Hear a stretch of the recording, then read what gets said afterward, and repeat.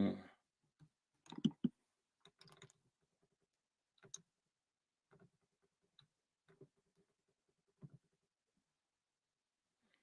Hello, everyone. How are ya? We are going to go live in just a little bit. So I can just chill here. We got to catch up. We haven't been doing our shows as much as we've normally done them. All kinds of things are going on. Yes. How you like it? I cut the shit off. It'll come back. Um, I decided to get a winter cut. Uh, uh, okay. Let me see. Everybody's coming. Oh, okay. How you doing? Snow, how you doing? Um, this light is a trip. I wish I didn't have to have this light on. It's merciless on your eyes. Where are my glasses? Okay. I'm waiting for brother Dwann.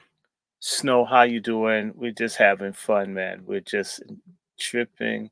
We're about to like really go in on stuff today, and it's cool. I hope you're well. I hope you can hear me.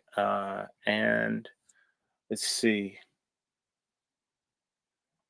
I'm about to hit this. This is going to be so much. Oh, there are two people. I hope everybody's well. Oh, I had so much fun. Like, um, it's not every day that I would do a little. People love this bag egg stuff. So anyway, I'm glad you're well. Sidonian Snow. Okay, where are you out of?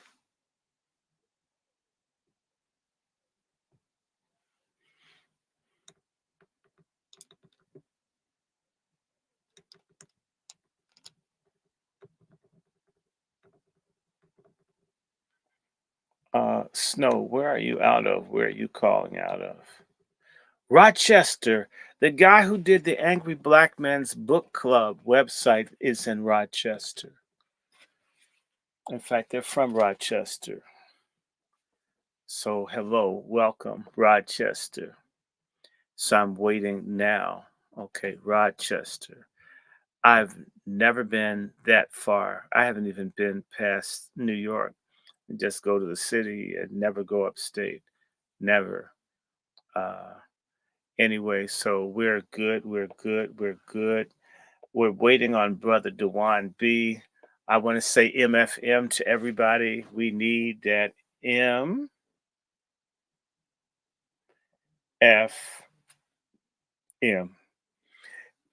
MFM standing for, as you know, motherfucking money. That's another way to say reparations. We're serious as hell about it. Hello, brother Julius Brooks out in Ohio. Come on in. We're about to. I haven't done stuff with Dewan in forever. Y'all need to know. It has been crazy. People dealing with finances and so forth. It makes taping and all this stuff a lot more difficult. People having to hustle around. Um, yes, we do need our damn money. They need to cut the checks. I want a check for being a mulatto.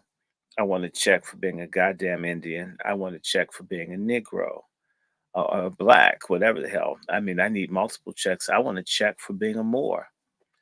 Um, I mean, I'll just say that to you that I'm doing research on my family and I'm trying to figure out how the my grandfather, born in the 1790s, uh, how is he the child of a woman from England and his father's from England or his grandfather and grandmother from England and he's black, except the people from England came here as black people.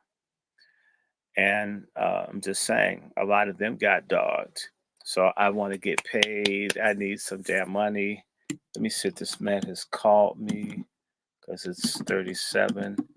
Has this man called me because I don't see nothing happening? Oh, let me call him. Oh, he called me. Okay. No. Call back.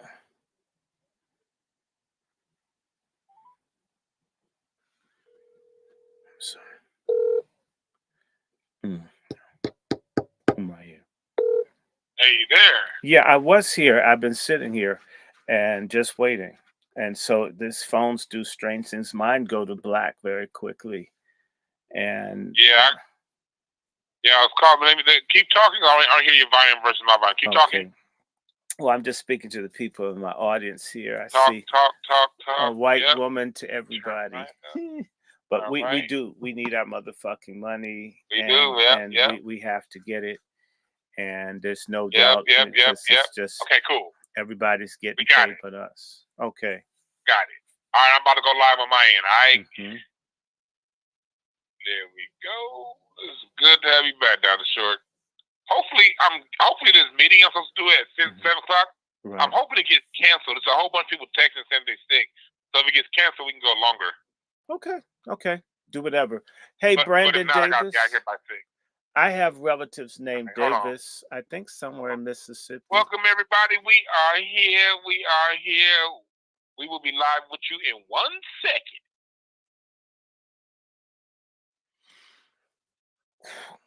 I forgot to play this fucking commercial. I gotta play this ad. Let me find it.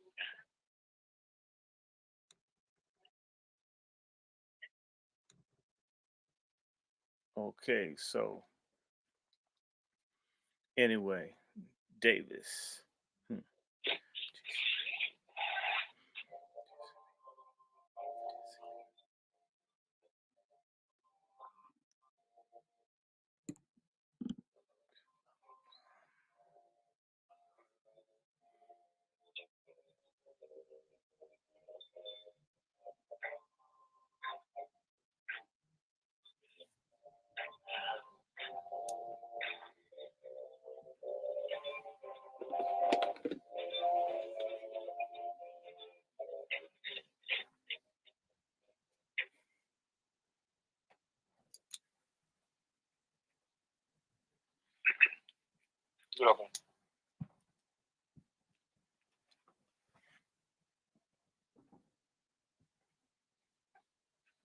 What up, y'all? We are here live. We're going to get to a quick word from our sponsor for the episode, Diary, American Stepchild. We're going to get right to this, and then we're going to get right to Dr. Short, because we don't have all day today, but we got to get this information in, y'all. We do. So here we go.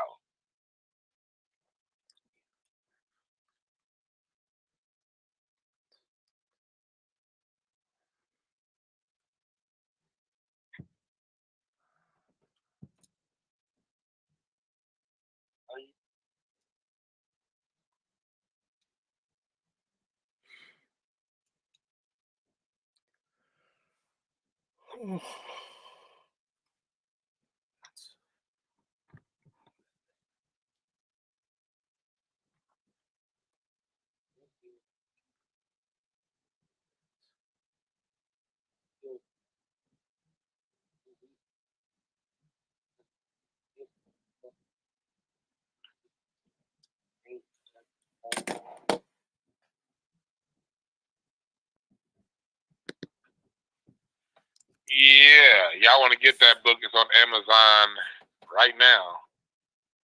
In the meantime, what we do have here is a great Dr. Short. So for those of you, before I bring Dr. Short on, what are we talking about today? Well, we're going to be talking about a lot of stuff. But I wanted to have this broadcast, this show tonight, because it's been a lot of turnover going on. You know, it's been a lot of turnover going on in the world of the old guard. And those of you who don't know, I've been saying this year we're about to go into, it's a lot of changes happening. A lot of the old guards is getting up out of here. First was Charlie Munger, the brainchild behind Warren Buffett's investment empire, 99 years old, and I mean very old. And these people tend to stay around forever, you know. And so he's the person that, when we talk about Warren Buffett's investment strategy, let's be clear. Part of Warren Buffett's investment strategy is to not invest in niggas in any significant way that we can make any kind of change. That's a primary part of the Warren Buffett investment strategy. So the brainchild behind the no nigga investment strategy croaked last week at the age of 99. Then we had some of the best news that I've gotten all year, and probably all century, was the death of one of the worst human beings that's ever walked the face of this earth. One of the biggest pieces of shit, more influential than any president we've had, in my opinion, ever. Henry Kissinger, the brainchild behind the war on drugs, the war on black music, putting people like Clive Jive Punk Ass Davis ahead of black music. A lot of that stuff was thought up by Kissinger's devious ass, along with things he's done in other countries. And then we had the croak of Sandra Day O'Connor, a Supreme Court justice, looks like George Washington. I swear to God. Anorexic George Washington. Anorexic George Washington. You see that scumbag who never missed an opportunity to use her Supreme Court seat to vote against anything that could bring anything economically or justice equitably to Black America. She made sure she voted against, including a plan back in the mid-'90s that we often heard Dr. Claude Anderson talking about. That was a project, a highway project that was going to give preference to Black-owned. Back then, minority-owned. There was still a bunch of Black people down south in America back then before all these immigrants came. So a bill that could have potentially put billions of dollars into Black businesses and Black households got basically voted out in a 5-4 ruling, her vote being the deciding factor, to not put money in them niggas' pockets. That's one of many things that she's done. And so last week was a great week for humanity. The people who, if you have a sense of fairness, if you have a sense of justice, if you have a sense of community and love for all, and not based on the color of people's skin, but based on what people earn, last week was a great week for us because we got 3 parasites off the face of this planet. So with that being said, we have Dr. Short, and I want Dr. Short to give us the good word and take on over from here. My brother. Yes, sir. I want to start off by saying 3 deaths for the benefit of mankind and 3 necessary deaths for all of humanity. O taste ye and see that the Lord is good. And if I don't think that they have asbestos robes in hell, so enjoy what you have sown, you wicked workers of iniquity. I want to say that Warren Buffett, I've had an experience either directly or indirectly with all 3 parties. A lot with Sandra Day O'Connor. One with Henry Kissinger. And something in relationship to Warren Buffett. All experiences racist, all negative. I have on shades, not because I'm going to cry, maybe because I'm going to laugh hysterically. Let me start with the Warren Buffett piece. Warren Buffett helped invest and participate in a film about voting. That I was one of the people that was asked to attend a pre-screening because one of my colleagues works with Mr. Buffett. And the film was so racist and stupid and biased. It was about voting. And of all the people that they had voting, they had one old Black woman that would go to register people to vote in prison regardless of color. And she would just sing to the prisoners and all. And of course they loved that because it's some Black person that's like a Negro spiritual revival type thing. And That film has never been made because it was trashed by none other than Ross Ellis, um, or uh, or Mr. Ellis, who's Diana Ross's first husband. And this man is a GCP, God's chosen people, or God's chosen person, singular. That's the term we're using. GCP. Can you say GCP, Brother Dwann? GCB. GCP. GCP, God's chosen GCP, brother, people, GCP. or God's chosen person. So it can be plural or singular. So I'll type it out for you here in StreamYard. It's GCP. Now, he's a GCP, but he's a cool GCP with a bunch of black daughters. And he was so outraged at how racist and biased the film was. It's never been put out. But Buffett was in the film. Buffett's friends thought the film was great. And they almost made this film to just show how great voting is, and vote, and how wonderful, and voting everywhere. And it didn't really deal with the real issues of voting. So it's a complete whitewash. It was so disgusting. I'll never forget seeing it. I mean, how people have certain drinks for voting, how people in Alaska vote. That shit does. Real issue with voting is black people. That's the real issue. Us. And if you've been paying attention, I'm in agreement with Professor Black Truth, Black Authority, and others.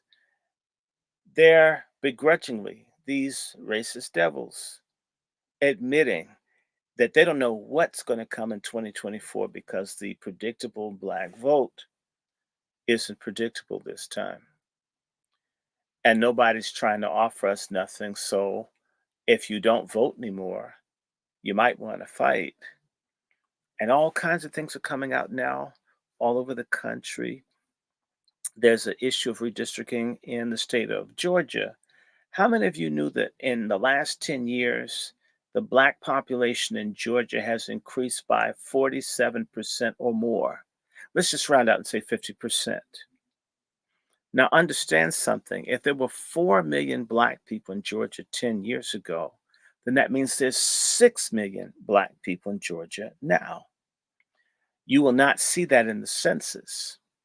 And if there are about 13 million people in Georgia, then blacks are the largest group in Georgia because they're whites, they're Asians, they're Latins. When you sit down and think about it, black people, the largest single group of not the majority of people in Georgia. Point. And That's yet, the majority of the congressional seats are in the hands of white Republicans. And the same situation, Alabama should have at least 2 black Congress people. South Carolina should have 2 blacks, not 1, but 2. Mississippi should have 2, if not 3. Louisiana should have 2 or 3. Sit down and think about it. There are more black congressional persons in the city of Chicago than there are in the state of South Carolina, Alabama, Mississippi, and Louisiana put together. Do you see how that's crazy? And you could throw in Arkansas, which has none. So you have, again, South Carolina, Alabama, Mississippi, Louisiana, and Arkansas. And if truth be told, no. I could add, actually, Tennessee, because Tennessee doesn't have a black congressperson. They've got that little bigot. Maybe, do they have one for Nashville? I don't think the person from Nashville is black. So that means Chicago has a greater congressional representation. Not saying that people in Congress are going to do a damn thing for us, than what blacks have in the state of Tennessee, which has at least 1 million black people. We know more. Shelby County, Davidson County, Madison County. I started naming the counties. West Tennessee is heavily black. And then you've got contingents in Chattanooga and East Tennessee and the cities, Bristol. You have maybe 1.25 million blacks in the state of Tennessee, and there's not a black representative in Congress. Arkansas has about 500,000 blacks, no representative in Congress. Louisiana, which would at least have 2 million black people easily, I don't think they have one. Or if they do, they have just one. So sit down and think it. Louisiana may have one. I know Mississippi has a sorry nigga, Benny Thompson. Alabama has a broad named Sewell. You've got sorry ass Clyburn, right? That's 4. Chicago, I think, has 5. So when Mr. Buffett makes his film about funds a film about voting, you don't see something off that people in Alaska, which have less than 1 million people in Vermont that have less than 1 million people, people in Wyoming, North and South Dakota, and none of those states has, or if they do, they have just about 1 million people. Although they don't. Vermont doesn't have 1 million. Alaska doesn't have 1 million. Wyoming does not have 1 million. South Dakota doesn't have 1 million. North Dakota doesn't have 1 million. Right? And they've all got congressional representation. Montana just climbed over past 1 million. Idaho's population, because of white ethno state there, now their population's exploding in Idaho because they don't want the black people around.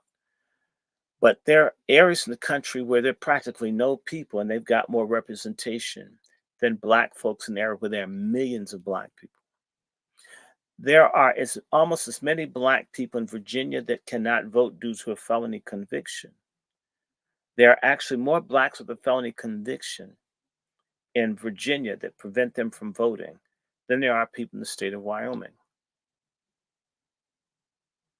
And you make a movie about voting, and you've got people taking a bobsled or an Eskimo sled with dogs to vote. You consider that something big, and you don't really get to the salient issues of voting. So, also, I'm going to say this about Mr. Buffett. Many of the bricks that were used to destroy black businesses in Minnesota and other cities, the bricks were furnished by companies that were either co-owned or invested in by Mr. Buffett. They invested in the destruction of black communities in 2020. So I don't mind people going. Now, that's my Buffett thing. So to hell with him. Moving right along. 20 years ago in May, I had an assignment when I worked as a butler to work for Bay Corporation, BAE. They're a British aerospatial group that makes airplanes to kill people. And they threw an 80th birthday celebration for Henry Kissinger. That was the one time in my life I was near Henry Kissinger. He was disgusting to look at.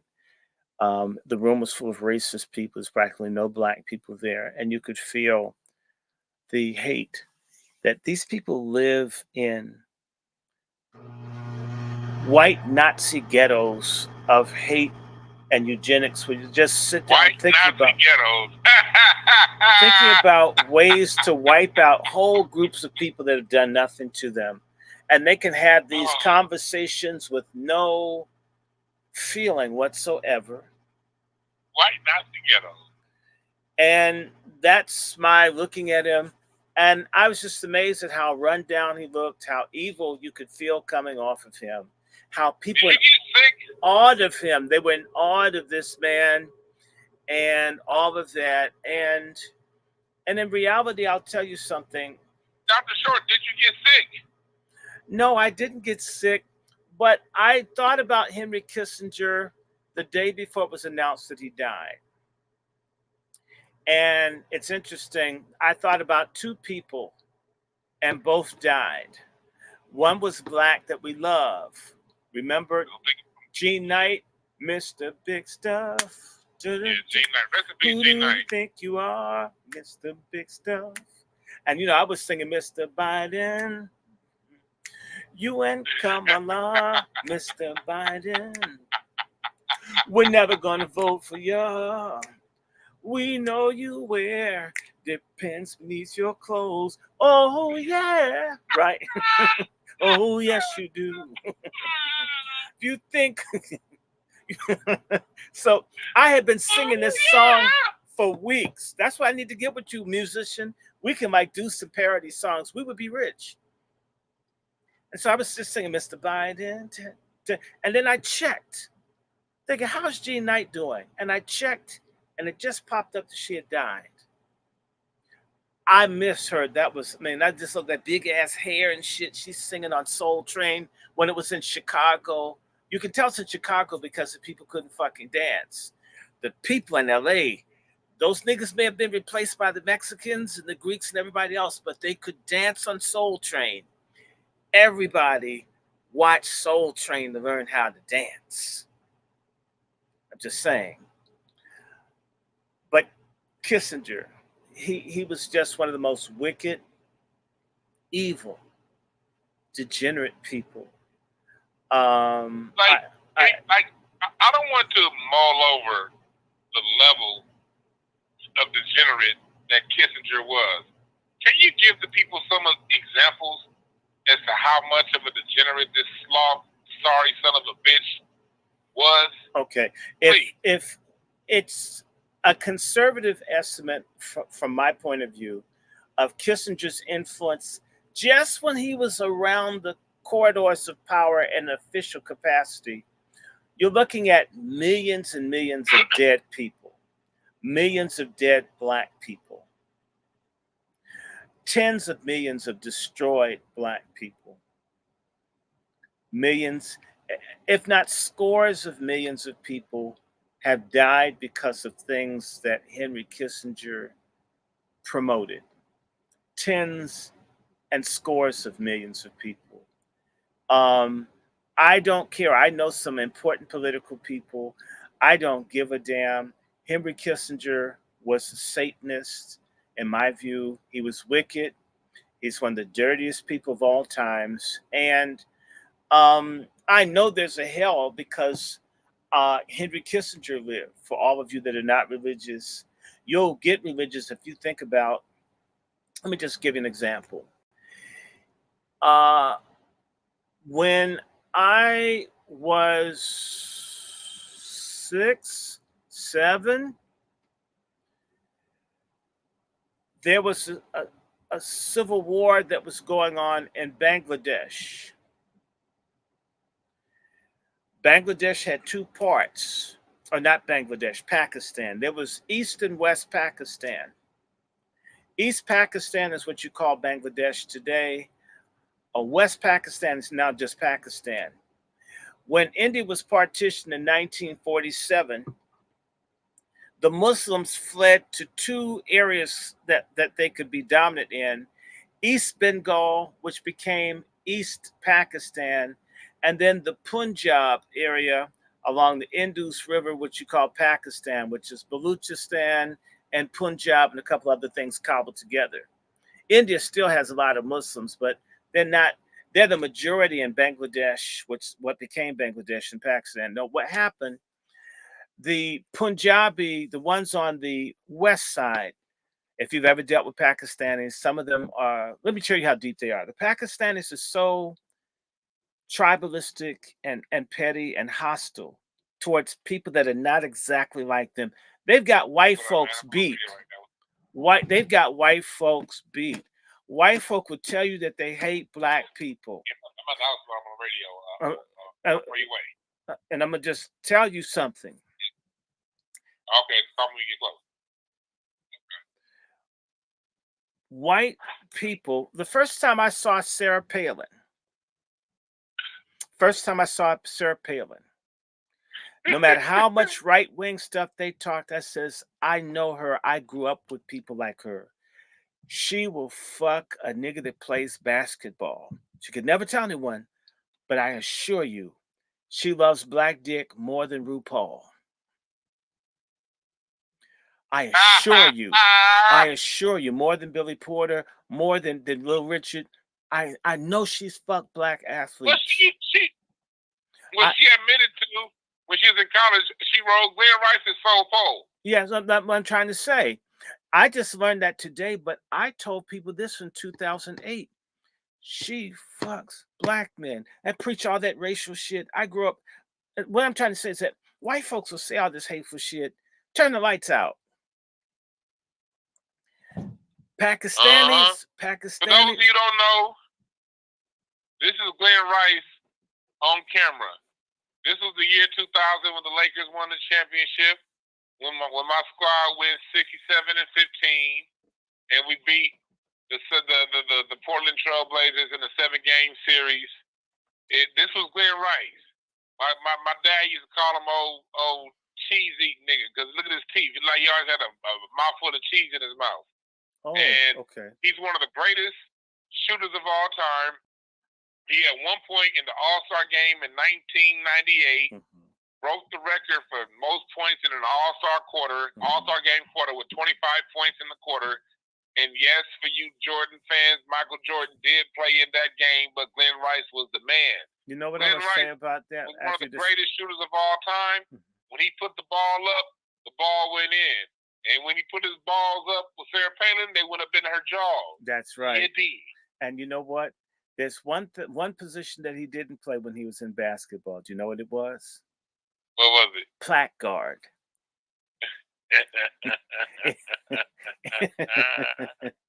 So now back to the Pakistanis.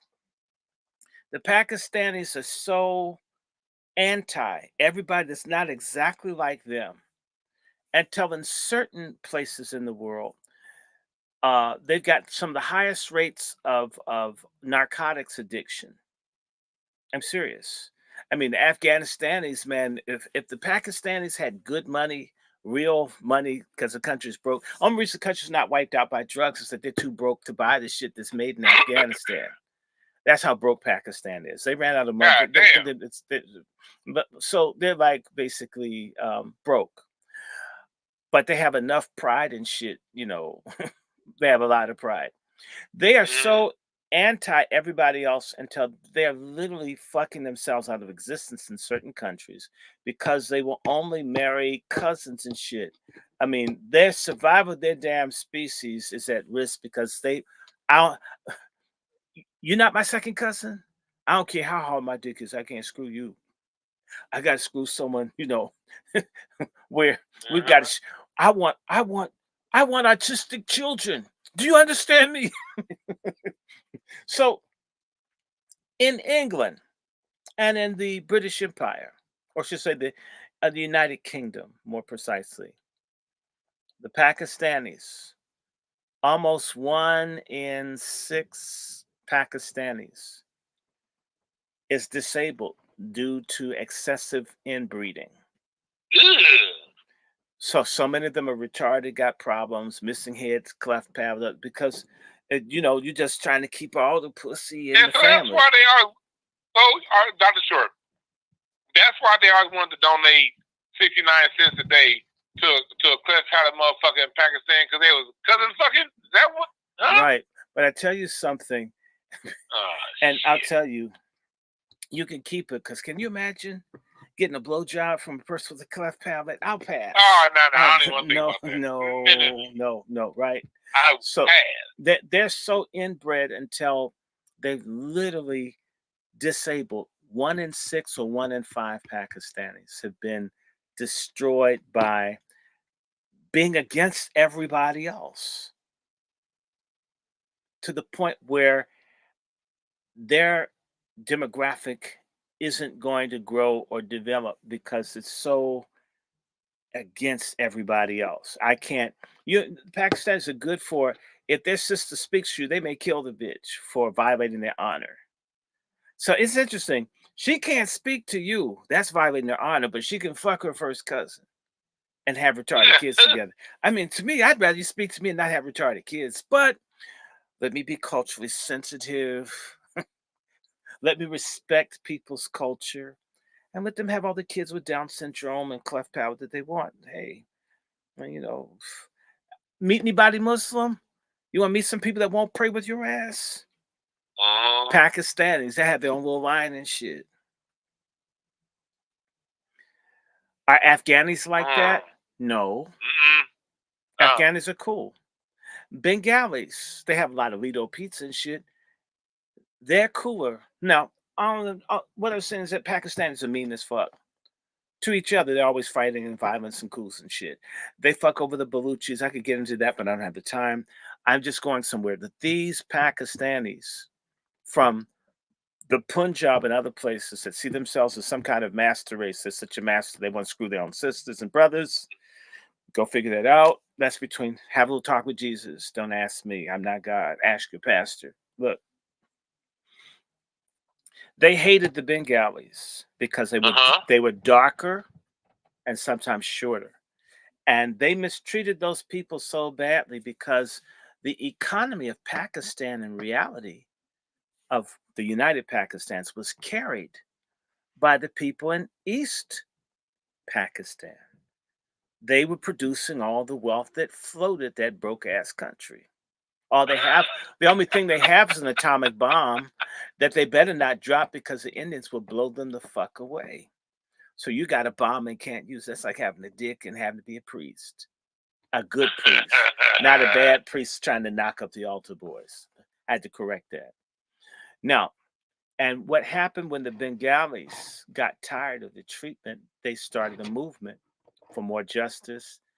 And like nature, and just say this to you, in England, when the Pakistanis first started coming to England, the black British people used to protect them from the white gangsters called teddy boys. These are basically white skinhead, white Klansmen, British style. They would just beat up non-white people.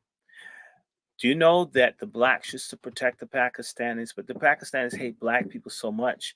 Once the Pakistanis got in big numbers, they began to attack the black people who had protected them from the white people. God damn, we are to protect the people. Shit. But then again, those are tethers who don't stick with us. Jamaican, Caribbean, right? Yeah, I said that if y'all from the Caribbean, this is a problem. Same fucker saying that hip hop comes from Jamaican shit. And all these other stupid things that people are doing, which it's negative. Nobody black says reggae comes from America, even though the reggae artists were influenced by black American music. We don't claim reggae. We don't dance to it. I don't know if anybody that's really trying to bust a nut listening to, if you had a choice between Marvin Gaye or Teddy Pendergrass and that off-key singing Bob Marley, who's a half-breed any damn way. Nah. Sexual healing, let's get it on. You sure love the ball. Distant lover, close the door, baby. Love TKO, right? Who would you fuck to? Black American music. That's when it comes down to it. Like Bob Marley is definitely a vibe. He's definitely a sound, and a lot of us will listen to him as a change of pace. Or to smoke weed, to get high. Look. I'm a weed smoking motherfucker. I can't even put it on that because if I'm smoking weed, I promise you, 98 times, if I have a choice between Bob Marley and Marvin Gaye to smoke weed to, 98 out of 100 times I'm choosing Marvin Gaye.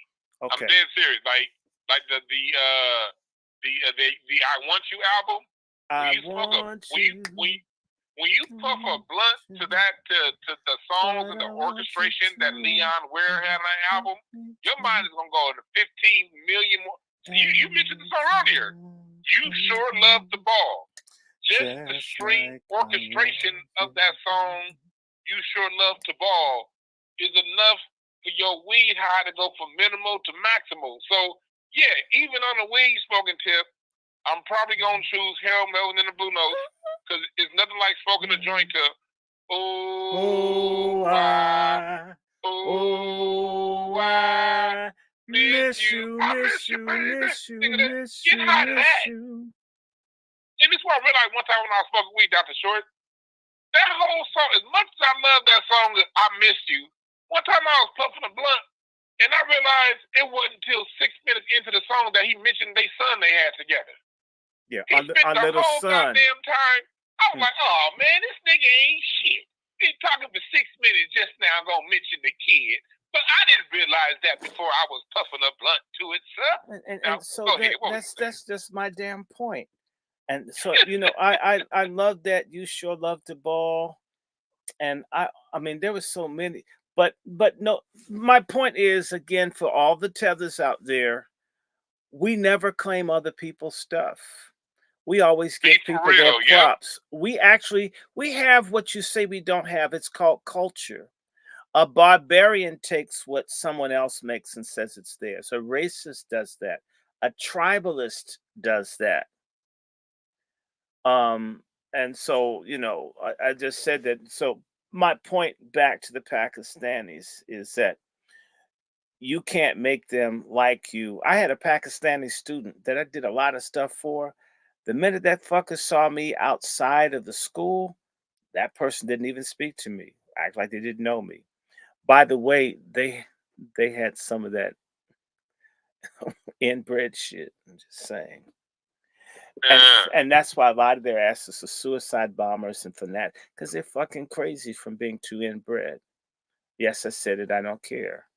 And don't put that on Islam. Muhammad spread his shit around, whether you liked him or not. Okay. He was a Arabian passport, bruh, in his own way. Now, hey, Dr. Short, check your text message real quick, Dr. Short, but go ahead, keep going. You just texted me. Yeah, just check that, but keep going. So I can't see it. So you have to tell me, because I'm operating through that one.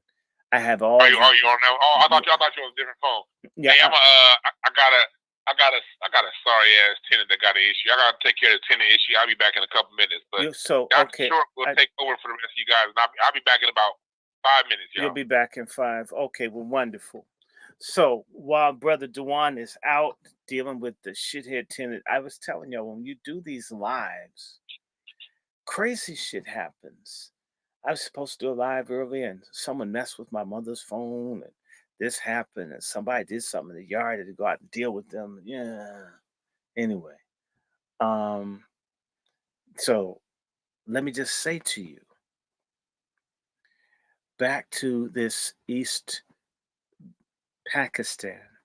The Pakistanis wanted to destroy the culture of the Bengalis. They just began killing everybody. They killed 3-4 million. They were just killing everybody because the people began to resist, and they just began killing everyone. And Henry Kissinger, this nasty Henry Kissinger, had the nerve to make a comment as they were raping women, children, killing people, setting them on fire, saying that he couldn't stand people who get teary over the genocide in Bangladesh. He thought people crying over genocide was like, what's their problem? People get killed. So what? Kissinger helped set up the destruction of the democracy in Chile, in which thousands and thousands of people were killed. He also helped set it up for Argentina. He also did stuff around Central America, for example, the Maya, who maybe 400,000 people were killed, tortured in Central America. He was one of the people that helped put together the National Security Memorandum to call for population reduction, National Security Memorandum 199 and 200, that they need to do something in particular to reduce the numbers of people that look like you and I. Henry Kissinger supported all of the racist white settler regimes in South Africa, Rhodesia, Angola, Mozambique, Cape Verde, Guinea-Bissau.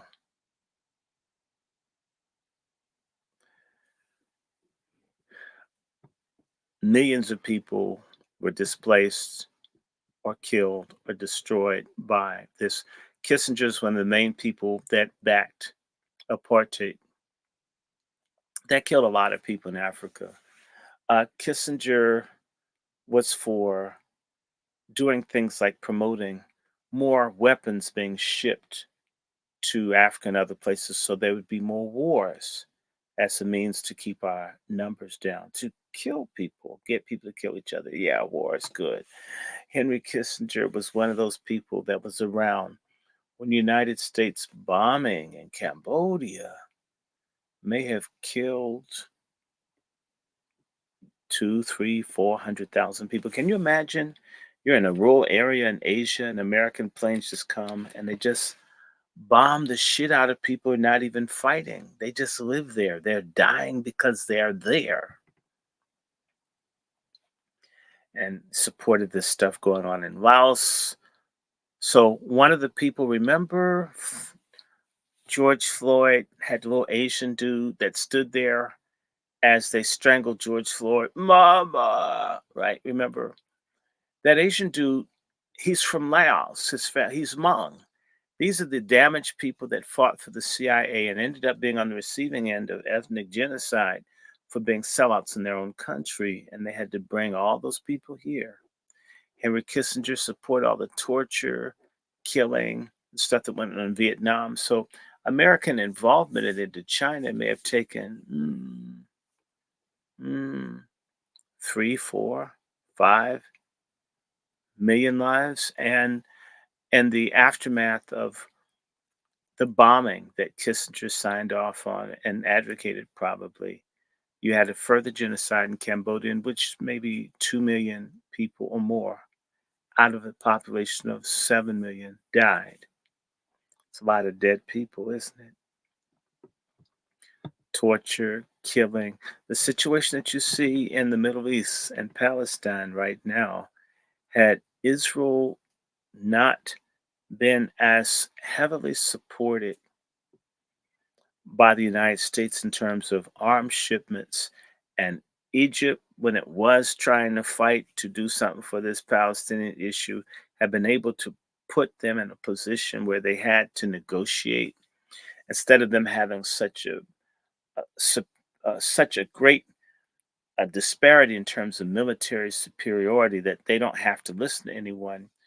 Kissinger and them violated the agreements and gave weapons to Israel. Kissinger was in that position promoting America to do what? Sanctions busting, meaning, in particular for Zimbabwe and other places, to make certain, and these racist white countries, or I should say, white settler colonies in Africa, where people from Europe went into Africa and basically said it was theirs, to make certain that these people got our tax money to murder people in Africa. And of course, Kissinger and them supported the dictators in Haiti and the Dominican Republic and Venezuela, you name it. Somoza, you have a lot of blacks in Nicaragua. The oppression there, situations there. If you look around wherever you can think of between, say, 1969 and 1977, and he continued to be a major influence. This man encouraged in the so-called Cold War, in particular when it's happened to non-white people, that just violence, destruction, tyrants, people torture, killing, rape, sterilization, push unsafe contraception on people, all kinds of things, repression. This is what Kissinger was about. Kissinger was a monster. He was a beast. And people may love him, but a lot of people love slavery. A lot of people love Hitler. I hope you don't. I hear you're black, brother Dwann. So I think I'd Yes, give an I am. overview. Just again, if you didn't like what happened in South Africa, if you didn't know that they were doing genocide, not just in South Africa, but in Namibia and Angola, where hundreds and hundreds and hundreds of thousands of black people, where they would give these people napalm. It's jellied gasoline, which burns things to death. Long after that was illegalized, they were using that to burn up people all over Africa. Dr. Short, do you know anything about Kissinger's? I don't know if you addressed this while I was gone. But also before about his impact on our music and some of the stuff that he was behind locally, domestically, not only with our music but with the war on drugs.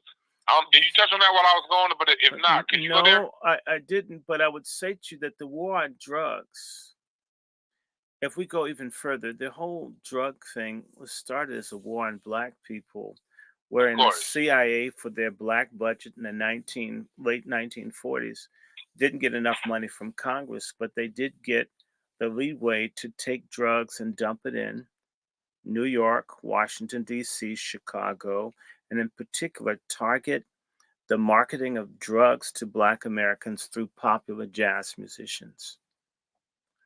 So, if you see a lot of jazz musicians are on drugs, this was a government project, or I should say, a government project that they have plausible deniability, but to promote the drug culture through Black artists and musicians to both break down Black people and generate income for the CIA to torture, kill, rape, and steal worldwide. And Kissinger knew this. And people need to understand one of the things that went on during the Vietnam War, because this was negotiated, there are people in Laos and other places, Mio Uh and huh. other people who grew poppies. In fact, in Burma right now, there's a fight, or Myanmar. The people that the CIA set up to fight against the communist Chinese, they're in what's called the Shan states. This is like a mountainous, underdeveloped part. It's called the Golden Triangle. If you've heard that dope language, it's in Southeast Asia, and it's the countries that border southern China, where people who were nationalist Chinese, who were gangsters, the Green Gang, and all the other people need to understand that when China was not communist, it was dominated by drug dealing gangsters that did the bidding of the United States. The Roosevelt family, to name a few. Peabody, Jardine Matheson, the Bushes, Oh yeah, Prescott. the Prescotts, and we can go on and on. Lowe's, there are a range of these families, but these Chinese communist types, no, Chinese nationalist types who got run out of China went and set up uh, drug feudal states all along the border of China. And they've been selling dope, which has been dumped in particular in black areas and in other places since the 1950s.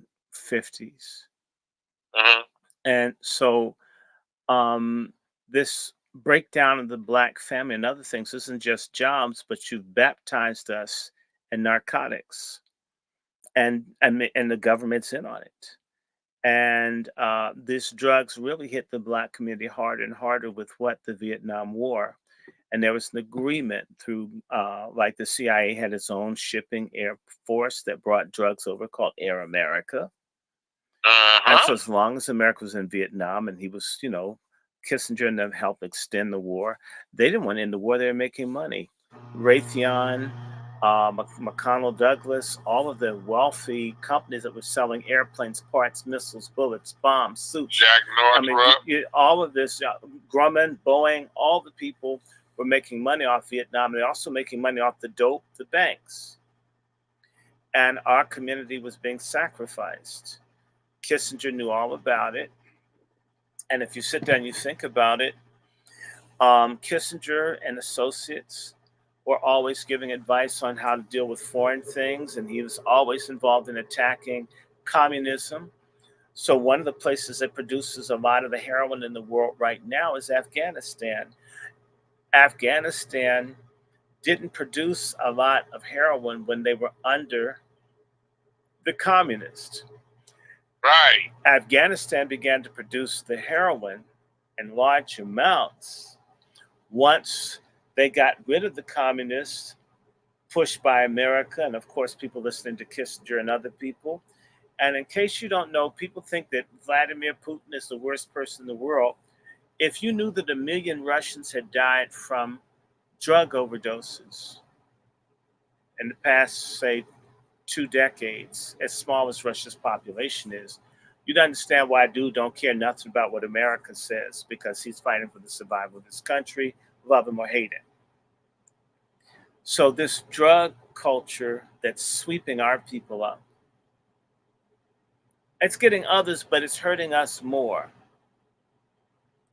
This is part of the geostrategic gambit that they've played at our expense to finance anti-communist or anti-nationalist leaders that people like Kissinger and the Club of Rome and these other banking consortium groups that hate black people and others because we have all the rich land and they don't have it, but they have a lot of guns and they have a lot of coons. This is what Kissinger's a part of, and Kissinger is a GCP. He's a GCP, and a big part of all this stuff that's going on in the world. Ukraine is the epicenter of human trafficking, drug smuggling, all of that goes through Ukraine. And another epicenter of drugs, blood diamonds, organ harvesting, state of Israel. I didn't say GCP are the only people doing it, but in the words of that song, nobody does it better. Makes me feel bad for the rest. Or the Nate Dogg version, nobody does it better. They can come closer than close. As I said, nobody does it they never will half be. as good as GCPs do. We bumping from coast to coast. Okay, the Russian mafia is a GCP phenomenon. Don't let the Russian fool you. The Russian mafia is headquartered in Odessa. Odessa is a GCP stronghold. The Russian mafia stronghold in the state of New York is in where? Little Odessa. It's a GCP stronghold. The largest single ethnic group in Israel are GCPs from the Ukraine and Russia. Just saying. GCP. GCP. I want to get on. Speaking of the GCP. GCP. Let's get. And for those of you who don't know who the GCP is, they're the people who are often last name Rosenblum. So, speaking of that, we had the passing of a ruthless wench, feminist, on the Supreme Court. Feminist wench. Yes, I use that word because it's applied appropriately. Because she's been a horrible stomp down racist when it came to voting in her record or anything that's going to help black people out, the people that she used to get her women's rights from, was Sandra Day O'Connor. What the fuck her name is? What's her name? Sandra Bullock Day O'Connor or Roseanne Day whatever. She died 93 years old. You mean Ginsburg? Talk to the people about her and who she was. You've had interactions with her. Just a little bit, you know, it's funny. Both Ruth Bader Ginsburg, who looked like an albino Grinch that stole Christmas, and Sandra Day O'Connor, because I worked as a butler for a catering service, I ended up meeting, seeing, and talking to all of them. I want to say that Sandra Day O'Connor, you could tell, viscerally hated black people. And it was really interesting because her husband, she had Alzheimer's when she died. She probably had it when she was on the court. She would walk around with her husband like he was, you know, a circus monkey holding his hand because he was just that out of control. That broad should have gotten out of office and taken care of her dying ass husband. But you're so drunk off the power that you're taking him to parties and he's like reaching his hand into the food and shit. I'm just telling you this. She's trying to hold his hands, keep him from grabbing shit. It's picking his ass and his nose and shit in front of people and everyone because they're so powerful and important. This isn't really happening. And yet they're important. And you could tell he was racist too. And just they felt very uncomfortable. And you could see they didn't like looking. You could tell they were angry, even though you were there to help them. They didn't appreciate your presence there. They would not speak to you like another racist Mm. Supreme Court Justice Rehnquist. Now, you know what? You can hate Clarence Thomas, but he'd speak to you,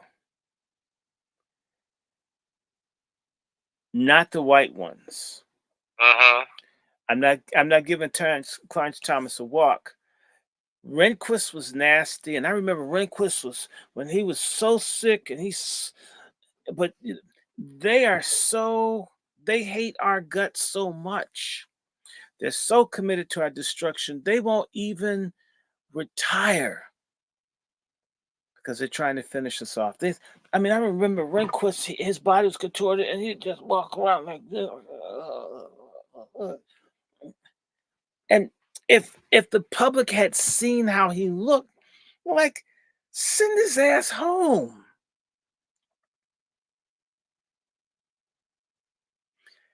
And Mm. so I'm Mm. glad she got up Mm-hmm. when she did, but your husband, he's picking his booty and putting it in his mouth. Ugh. I mean, broad. I mean, you that mad at us that you want to stay when you can barely control his ass. His hair's all mussed up. He looks like he's homeless, and you're just trying to hold him. I'm serious. I remember working at a Christmas party, and it was just wild. And just this lady, who, by the way, I don't know if y'all remember, there was a Supreme Court case where they were trying to get rid of affirmative action in the state of Michigan. And she gave an opinion on behalf of the majority. And she said that it is the responsibility of a society to have the appearance of a diversified elite. In other words, we need this affirmative action, which I hate, because if people only see white people, which is what we really want, we're going to have a real problem in this country if we don't give a few crumbs. We can't go on like not letting them have absolutely nothing. It was one of those rare moves. That's the reason affirmative action didn't get axed out completely. Was she recognized because white women get roughly up until they struck this shit down, praise the Lord, 90% of affirmative action went to white women, roughly. So how much do you think black men got of the 10%? And I think 90% is fair because it's like 88%. But that's if what if you put in the honorary white people and others who got affirmative action too, then maybe black women probably got 2 or 3% of it. And black men probably got 0% of affirmative action. Black men didn't get anything. White women and wannabe like white women got almost all of affirmative action was for that. It wasn't even for black women who run up after white women like their allies. And I did the metrics, I researched my channel. 95% of my followers are male. Not that I planned it that way, but maybe that's why I don't get so much hate when I talk the truth about feminists. And that's okay. Uh, Women are welcome to engage, but we're not gonna smoke your clitoris unless it needs to be. We're gonna tell you the truth.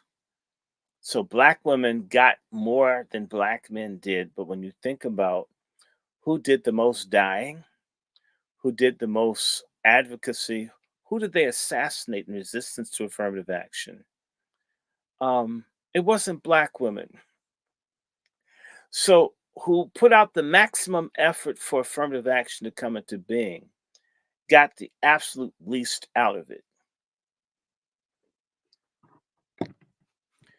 And Sandra Day Mm. O'Connor's the face of black men being robbed and black women getting robbed too.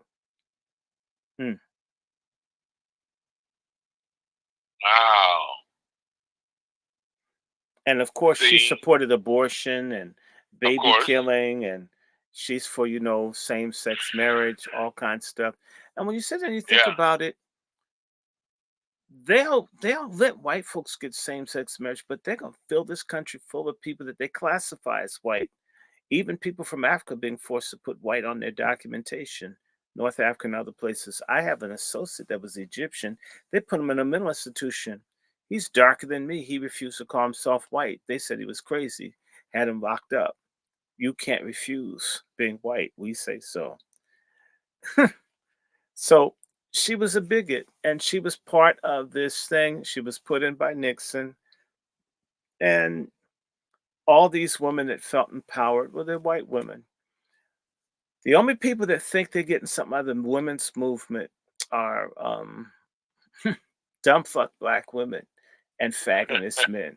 Yes, and y'all dumb fucks. Everybody's women. Sandra Day O'Connor was an advocate for white men. Mm-hmm. Ruth Bader Ginsburg was an advocate for Jewish men. She even took some darts from the feminist movement for white men. She was a feminist, but when it came down to it, she would still choose white men over feminism sometimes. That shows you how much of a thug she was. My Little Pony looking Sotomayor is for Latino men. That bitch does look like My Little Pony. Okay. She looked like George Washington's doppelganger. No, you're talking about Sandra Day O'Connor. I'm talking about Sotomayor. Oh, Sotomayor. Oh, that one. Oh, that's a whole nother one right there. Yeah, she does. She looks like a cross between the Pinata and My Little Pony. She looked like a Teletubby with no helmet on.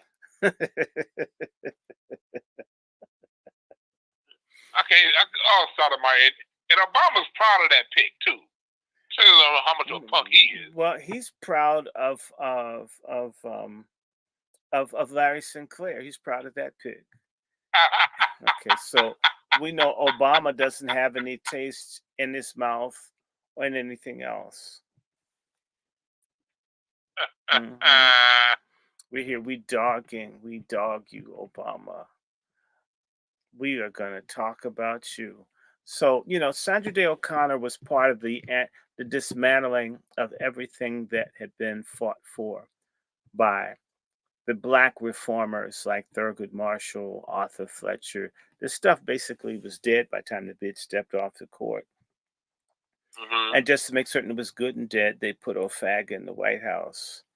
And if you recall, O'Faga said, my kids don't need affirmative action. But his asshole did. Yeah. He sure did give up them dookie rights, if you dig what I'm saying. Lord. And by the way, Brother Dwann, did I send you the pictures? I was saying to people that the guy who plays and we have to talk about that. The guy that plays Gaetard Rustin. He looks. We gotta talk about that. But before I go there, I got a quick commercial to drop because before we make the transition, just let me say this real quick, and then we'll get to Gaetard Rustin. In the chat earlier, I dropped it in the link to my GoFundMe. We got the documentary "It's Bigger Than Hip Hop: The Black American Music Family Tree." I'm back to filming my second episode, and the second episode is on gospel. You see, we have 89 donations. Give me over 110 donations. I need 21 of y'all to donate $20 at least.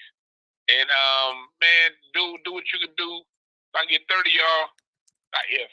Well, we have over 200 in here. We need 200 people up in here to go ahead and give what you can give.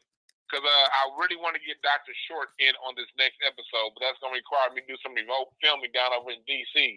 But we're going to be talking about gospel on this next episode. And so I need you to hit the GoFundMe, donate, because as you donate, I'm filming, y'all. I ain't waiting for this shit. As money comes in, money gets spent. And we've already started filming. I got my man Henny Hendrix, guitarist, play with everybody. He's going to be in the next episode. I got my man J-Mo's going to be in it, Grammy Award-winning guitarist that plays in neo soul. But all these people coming out the church, and this next episode is going to be on the church. and talking about the church's influence. Because once we get down to the You church, mean that's huh?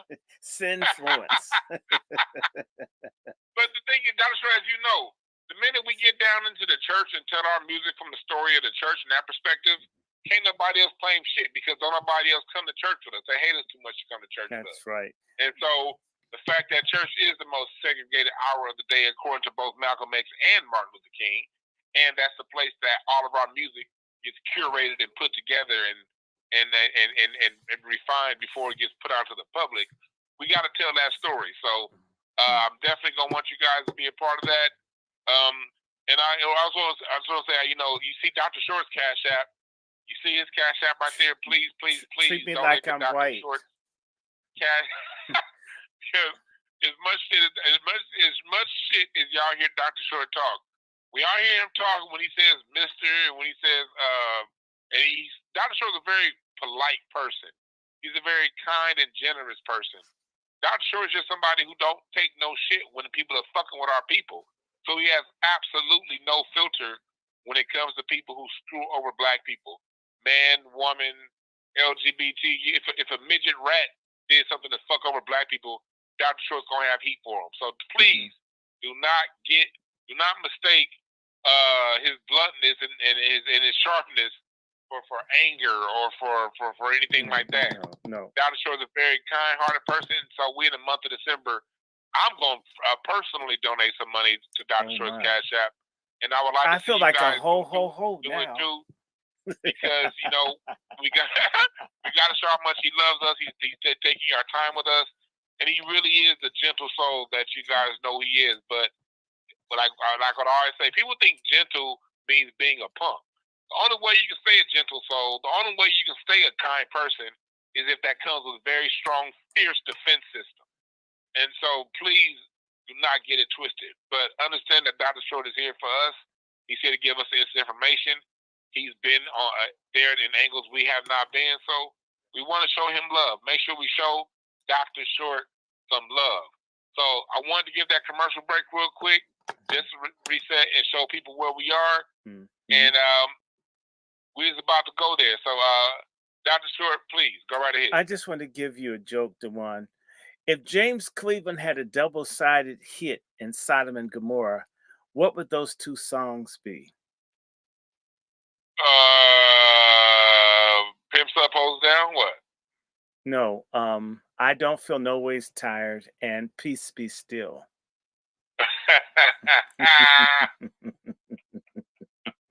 Peace be still. Peace be still.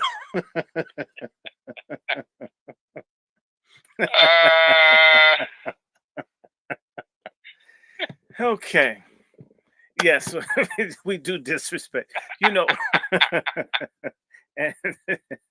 and I don't feel no ways tired. If you don't know the song, look it up. But you know, I don't feel no ways tired. I mean, so they're gonna keep doing.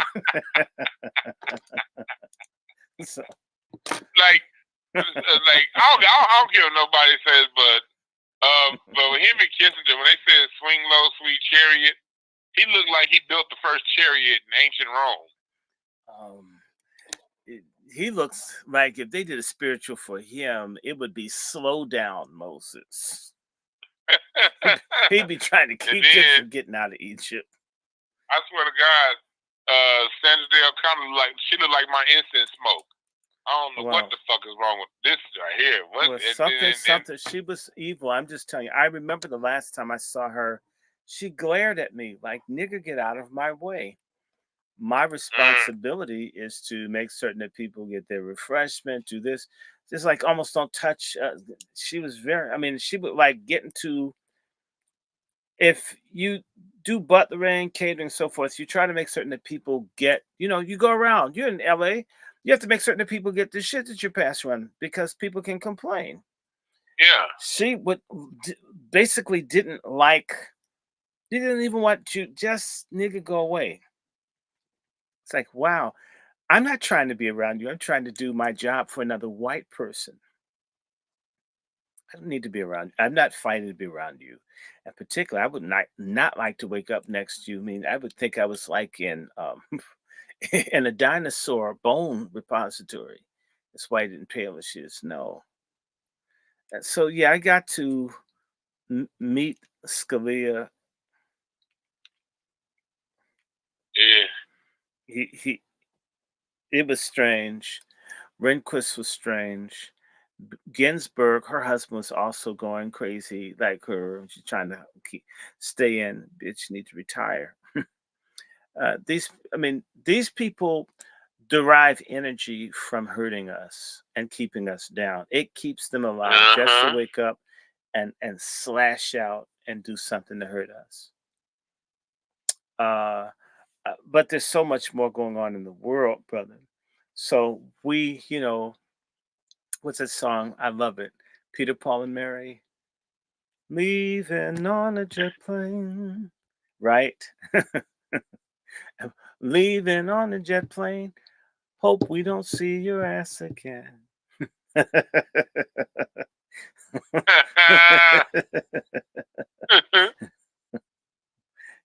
And said they're leaving on a hell plane. Leaving on a hell plane. Won't see your racist ass again. Oh, bigot, you had to go. I will not miss these people. And in fact, will there be more? I feel like the preacher. The doors of hell are open. Will there be one? Just come on. Come on. Mitch McConnell. Schumer, come on. You've run long enough. They got Frankenstein. Oh my God. And then they replaced her with that little Richard looking bitch. Good girl, Miss Mom. Sure like to ball. Oh, good girl, Miss Mom. I heard she's not going to run again. So she's, when you're rocking and rolling, I can't hear your mama call. From the early morning to the early night, Barbara Lee's stupid ass gonna get pushed out and say, good God. Look, she lost her damn congressional seat. They're going to put a Latino in Barbara Lee's seat. Watch. Right. Her little Grinch that stole Christmas looking ass. There's a lot of stuff. Let's chop it up and do some curse stuff. I'm tired of talking about dead white people that I didn't like when they were alive. Okay. Go ahead. I'd rather talk about coons I hated than people I didn't care about. Let's move on. Well, there's so much to talk about. Shitty. Oh yeah. Let's talk about. I'm glad you brought up shitty. Shit. Let me set it up. And then I'm gonna kick it to you. All right. My meeting that I had got canceled, so thank God we got a little extra time. We ain't got to end in 10 minutes. We can go like another 30 minutes. So we ain't got to end yet. You got time? You good, Dr. Short? Yes, I'm good. Good. All right. Let me set it up talking about P. Diddy. For those of you who don't know, been under the rock, P. Diddy, aka Puff Daddy, has been going down. It's been people. He's been going down a lot longer to one. Horrible human being to a lot of people, and so a lot of that's being outed. His ex-girlfriend Cassie, she filed a lawsuit that he paid for same day, basically, or the next day he settled. But what that did was that was the first domino to fall over, and since then everyone else has been coming out with their stories, and now the book on P. Diddy is being opened. Who is Puff Daddy? Puff Daddy, when you look at Bad Boy Records, when you look at how things are set up, hear the first, Puff Daddy is basically, what's his name? What's that white boy's name? Clive Davis's bitch. That's basically who he was. And his snitch. Clive Davis understood that, he can't rule with the iron fist the way his white predecessors did, so he needed a black front man to do his dirty work. And Batman. So he came around, and Batman. So he came around and he found this young black hustler who was very good at what he did, promoting wise, and was probably willing, according to the people in his circle, not according to me, willing to puff on his magic pipe, and gave him the keys to the kingdom And Diddy since used those kings to the kingdom to terrorize other black people, harm black women, humiliate black men, and black people. Fuck up R&B, took our beautiful tool, our beautiful treasure of a sound known as rhythm and blues, put it on a goddamn 2-bar loop, gave us some of the shittiest singers known to man to cover off music, and when then he did have good singers like Faith Evans and Carl Thomas, fucked off their careers, and did a whole bunch, basically 30 years of terrorism, not only on the black people within his camp, within Bad Boy Records, but he killed off a genre of music. He killed off many male rectums, according to rumors. Allegedly, Dwann didn't say it, but there's a lot of grown men out there that are shit turd shaped like soda cans because of his rectum runs inside them doing what the fuck they did. And now the shit is hitting the fan, partially because he probably can't, he's not wearing a diaper, and he can't hold it in anymore from all the rectum runs that he's been running through. And now the world is starting to see who he really is. And from there, I want to know what's Dr. Randy Short's opinion and your point of view on this whole shit Diddy situation. Go ahead, Dr. Short. Well, you know, as I said, first of all, I would call it Fag Boy Records. That's what he tried to really make. Shitty. I only know of one thing he's done, and I've never listened to an entire song by Diddy in my life. Nobody's going to break my style or break my stride. I think that's the last time I knew of something that he made that I had the misfortune to have to listen to. I never liked him. His guys used to hang down at Howard. Let me just say this to you, because he's from New York. I hope he's not a tether, but I suspect he might be. And let me just get this off my chest. He's one of our, unfortunately, he's a homegrown scumbag. The thing about Diddy, and I'm going to say that Diddy, remember that movie Finding Nemo? Yep. Diddy has a face like Finding Nemo. His eyes are so close together. I always felt like he had like a Ithaca, Iffy, that's the Latin thing for fish. He has like a piranha looking face. And I have to take my glasses or my hat off to him. Nobody with eyes so fucking close together, where you look like you almost have like a mental problem, has gotten as far as he has. In fact, it looks like his eyes are getting closer to each other. Maybe his eyeballs want to fuck each other because they think they're the same thing, like he is. Just saying to you. So, I mean, I have to I've never seen anyone with the kind of defect in their ocular thing get as far as he has. So with that fucked up eyes, that's the first thing I saw in his fucked up eyes. His eyes, he looks soulless. He looks like something that you throw like some raw chicken in the tank and watch it eat it at the bottom. He's a soulless person. I've seen. Look, I used to love. I'm not a rich person. When I was, say, 40 years ago, 41 years ago, 39 years ago, well, literally, my biggest thrill would be to take the bus and go to Martin Luther King Library and read the trade publications, Billboard, Variety, and look at who's doing stuff. I was really good at studying trends in music. That was I would get off. I liked the music that much. In particular, urban black music and stuff like that. I loved it. My reaction to Diddy and them is that I stopped buying music. I don't listen to shit. I resent them so much. I stopped. When you hear me talk about music, typically you hear me talk about stuff that's 50, 60, 70, 80. But not because I don't like music. Okay. These people destroyed the love in black music. Even Billie Holiday, Right. full of drugs. Billie Right. Holiday had some love in her.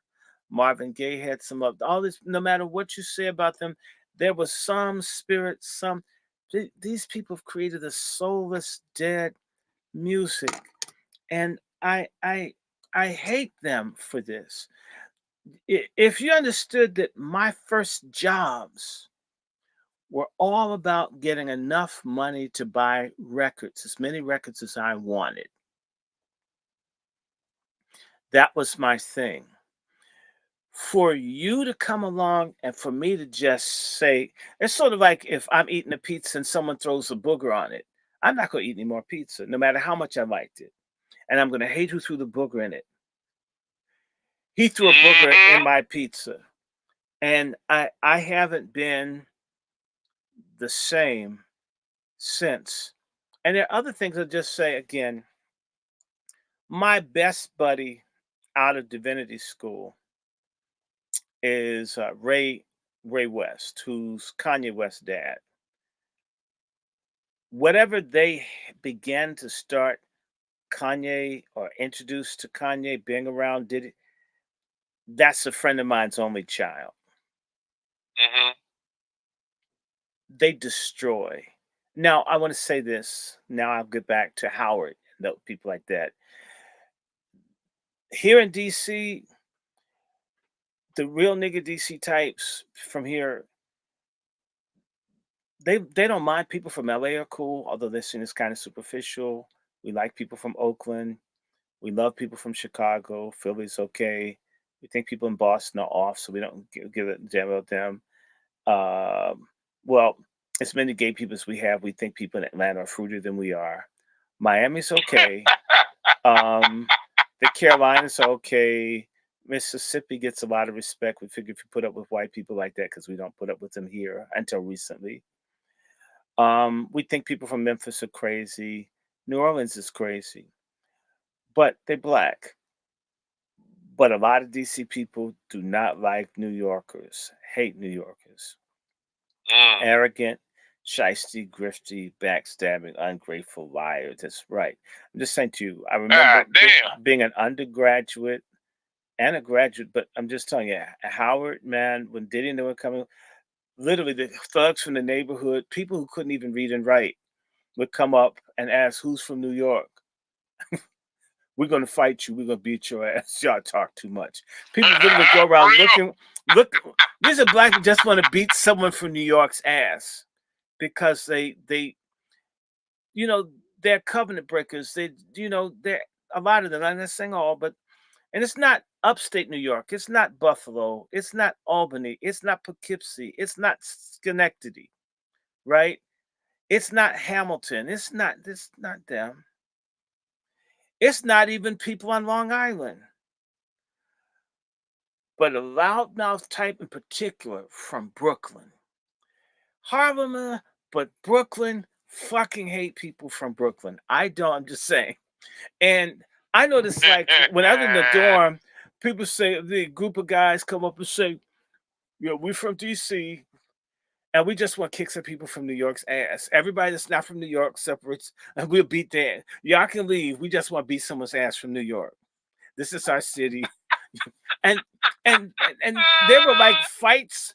They didn't. We only want someone come up to you and start like, "Oh, you're not from New York. Go ahead. I don't want to rob you." I lived this for like a year or two. They wanted the New Yorkers. They wanted to bring their asses down. If you had the people learn how to lose the New York accent because people would beat their ass. Damn. I mean, and the people are very receptive. DC's you've been here, the black folks not tripping off it. It's just New Yorkers. They're like ruthless, do anything, walk over, take, and always boasting. You have to understand, DC is a southern town. Okay, Yeah. um, Yeah. Yeah. Yeah. m- people in DC are people from Georgia, Florida, South Carolina, North Carolina. I mean, especially North Carolina, Virginia type, and we're Southern. Still have a Southern sensibility. You don't sit up talking and boasting and preaching about yourself. Someone will want to beat your ass. Shut up. Yeah. Yeah. Yeah. Okay, Yeah. so When people say, "Oh, you're laid back," no, it's my culture. I don't say I'm the best show host. I'm the fun. No, I don't. You don't. Chappelle's from DC. You don't hear him saying he's the best. He may make more money than everyone. He wouldn't say that. You Mm-hmm. that will get your ass beat saying you're better than all the other black people. You get where I'm coming from? Yeah, So yeah, yeah. Culturally, that's not acceptable. yes, you You know that cannot. You you can understand. DC people understand that you're part of the collective, not the right. collective. It and so Diddy and them brought in that egotistical, arrogant, scorched earth take. And you're not my brother or sister being black. That's not good enough. If I don't like you, you don't have the same shit as me. You're nobody. Okay. By the way, there's Uh-huh. a crime spree against Howard University. Now, I bet you a lot of that shit, some of that is DC fucking with people from New York, just want to rob them. Not even Jersey. Just okay, Newark. A lot of people in Newark from North Carolina, people who couldn't find shit in DC, went to Philly or Newark. But New York City, in particular, Brooklyn, and they like, try to lecture people, and they always have like fucked up religious views and shit like that. And then if they're like Diddy and they're in the closet, they have the nerve to try to be all gangster, and yet you suck a dick. Then you're gonna be all hard. You can't be hard and suck dick too. Choose. Drink Remy Martin or cum. Not both, even though they'll float to the top.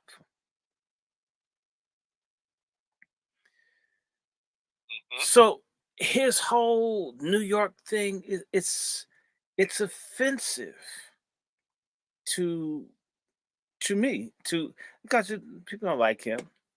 Now people liked Biggie even though he was a trop because he would keep it real about how fucked up his home life and shit. And so you can connect to him, right? Tupac is from Baltimore. He never said I was the greatest. He's great at what he did. People, you get where I'm, but him having to be the biggest and better than everyone else, steal from everybody else, he's a covenant breaker. He's a violator. He's a brother fucker. You can't like him. You get a bad reputation. I'm gonna just tell you, Aretha Franklin came to DC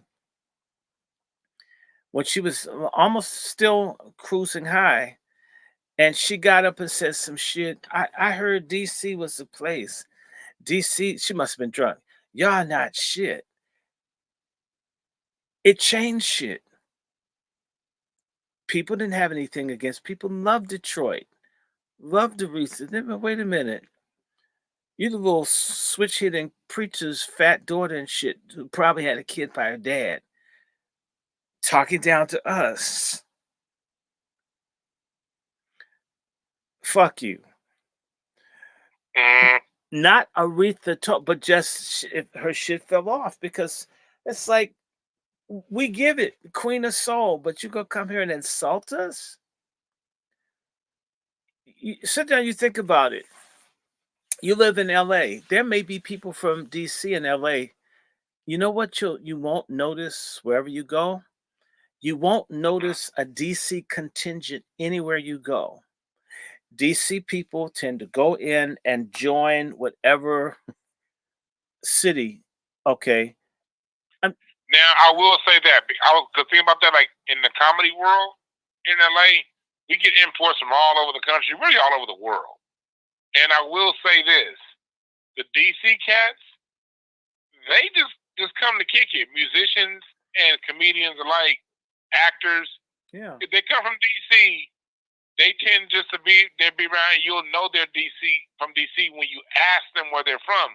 That's when you'll find out they're from DC. But they don't constantly say, I'm from DC, Chocolate You City. get somebody from New York, nigga, you gonna know they from New York before you know their name. No. Yeah, man, you know, because like New York, man, we'll take your musty ass back to New York, You could goddamn tell nigga.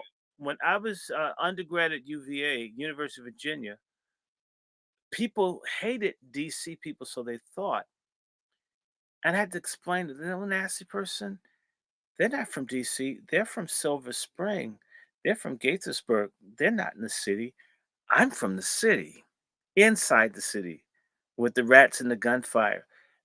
It's funny you say that because it's the same thing with LA. When people talk crap about people from LA, They're people who, first of all, they weren't even born here. They moved out here with high hopes and dreams, and then by the time they get to their 8th or 9th year out here, they figured about their 5th year, they figured they're not going to make it.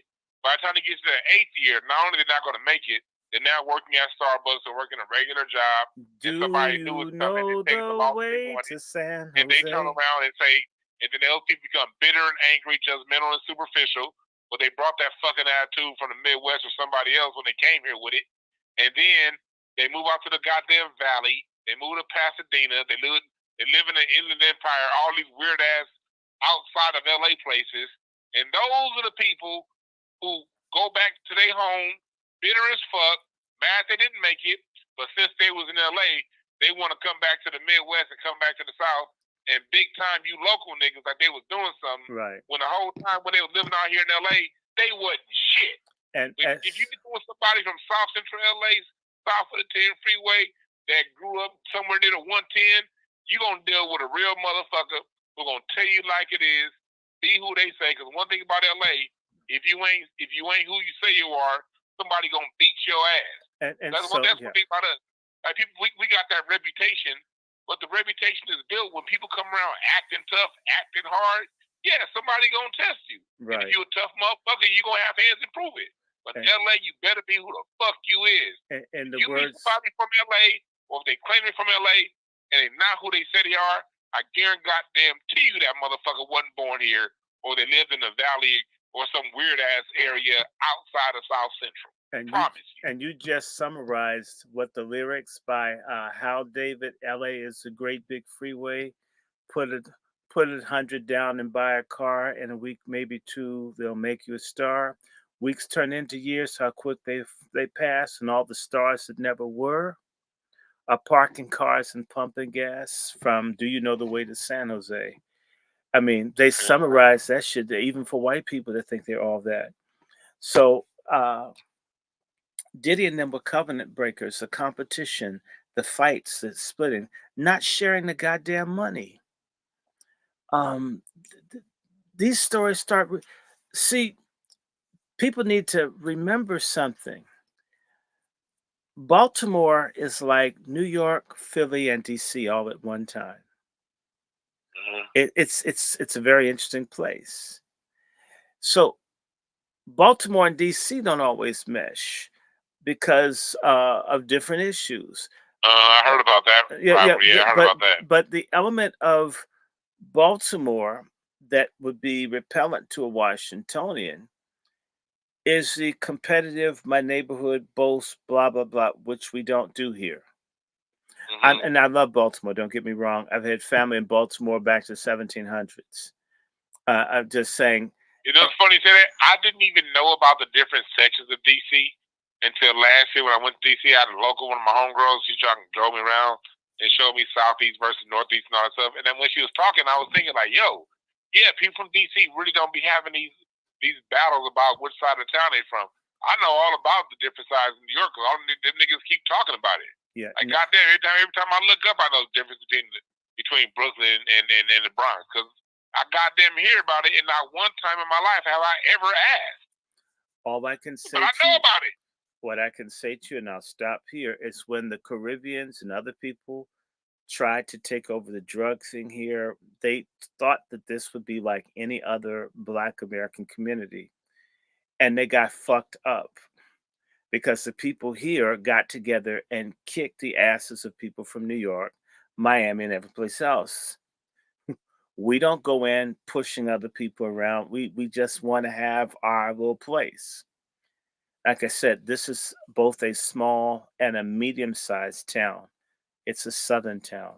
My southern sensibility is repelled by Diddy. I didn't like him. I hated Africa Bambaataa the first time I saw him. They have a whole homo thug vibe that's repellent. See, we can like Sylvester. You make me feel mighty real. Right? We can deal with queens in DC.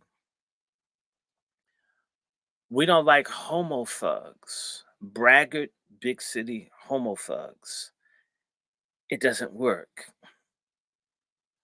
So his whole Yeah. style, we see, Yeah. we're close to New York. You get to New York 4 hours, 4 or 5 hours. I mean, you're there. It's not, it's, and actually, if they've actually worked to keep the cities, this megalopolis shit, underdeveloped, because if we had a maglev, we would really be dealing with each other. So it's even difficult getting between DC and Baltimore. If you see how fucked up the roads are. I mean, the Baltimore Washington Parkway, they haven't improved that shit in 60 years, really. So we're close, but kind of spatially separated, and we may not hang out there. And if we hang out in Manhattan. We probably would not hang out in Brooklyn, right? And do you get where I'm coming from? And we may hang out in Baltimore, but it would be the inner harbor. It wouldn't necessarily be crashing the local residential space. New Yorkers don't give a fuck where they take their shit. It's just so he's offensive. He's repellent. Everything about him is repellent. I had multiple opportunities to meet him, refused. I think I ran across him once, twice, and I told him, they got some homo thugs from New York. I don't like them, and so Mm-hmm. they don't like anybody. The New Yorkers of that whole thing, they're the ones that brought all the drugs and the chaos to Howard. I lived near the house. The New Yorkers drove the drugs and the bullshit more so than other people. Believe it or not, they're the ones that would do a lot of this. I mean, the crazy stuff that would come out of this, and that's because I'm going to tell you, and it's going to sound ugly, but there's a mean, cold, backstabbing West Indian vibe that fits within the Black New Yorker thing. All of them don't have it, but some do. And I'm just telling you, and it's alien. It's not like it's black. They're black. They speak English, but they're not like my family or I'm serious. And you can feel that difference. I'm not mad at anybody anywhere in the world. I'm just saying that if folk want to talk about murder and how people get down, um, those islands, I mean, once you get outside the tourist areas that are heavily guarded, folks fuck each other up in them islands. Believe that shit. Get fuck around and find out in Jamaica, Haiti. Go someplace and find out. Get away from the safe, protected tourist thing. You will find out. Folks have no problem your ass disappearing. Go to Caracas. Go to the wrong neighborhood in Caracas. Okay, so, mm, mm. So anyway, Diddy, I believe every single solitary word. And when I first saw the woman file, I'm like, damn. I says, that's sort of like bread and water. Where's the fucking entree? Arby's, we got the meat. Where are the dudes that he used? Mm-hmm. That's the shit. Not that I necessarily want to hear, but the truth that I want to expose is that he's been the Pied Piper of sodomy, bar none. Right. And it's time for us to know. I'm so sick of this shit they pushed out of New York. Nobody pushed black degeneracy quite like this New Yorker crew have. Nobody. So fuck him. In fact, he's part of the cotillion of people that are protecting why Africa Bambaath's ass isn't under jail somewhere. Mm-hmm. So those New Yorkers do all that hard talk, but y'all cover for a person that raped kids 30, 40 years. That shit wouldn't rock too long down here. Somebody's ass got to get put in a hole in the ground. I'm sorry, the Southern thing. Bitch, we're going to run by and smoke your damn house up. You did something to someone's kid. Sorry. It's just They there. cover for Bambaataa. They cover for Diddy and his debauchery, and they cover for Jay-Z and his thievery. God Gazy. damn, it's a whole bunch of covering up for And bullshit. he looks like going on. moldy broccoli with that fucked up hairdo. He looks like a crackhead starfish. So that's that. We dealt with music. I'm glad Adele admitted that she's getting some black dick. That's probably why she's singing good. I couldn't see him fucking some whole yodeling to him, man. Oh, doing some Swiss Miss shit. No. Okay, so that's one piece. Of course, we could talk about the Middle East. The GCPs are back, bombing the shit out of Gaza. It won't even be good for a parking lot if they don't stop that shit. I want to give you an update. Remember, I told you the American ships would be getting missiles and shit fired at them. Well, isn't it happening? I was saying, damn, there's no way this isn't going to be. And we haven't even seen Hezbollah jump off. American soldiers are on the ground, and some of them have been fucked up and it's being hidden. This impeachment shit on Biden may ultimately one day include American forces being in Gaza when he lied and it said there'd be no American presence. I'm waiting and watching. That's interesting. Our economy's in shambles. I want to again say I thank all the people that are not trying to vote for Biden.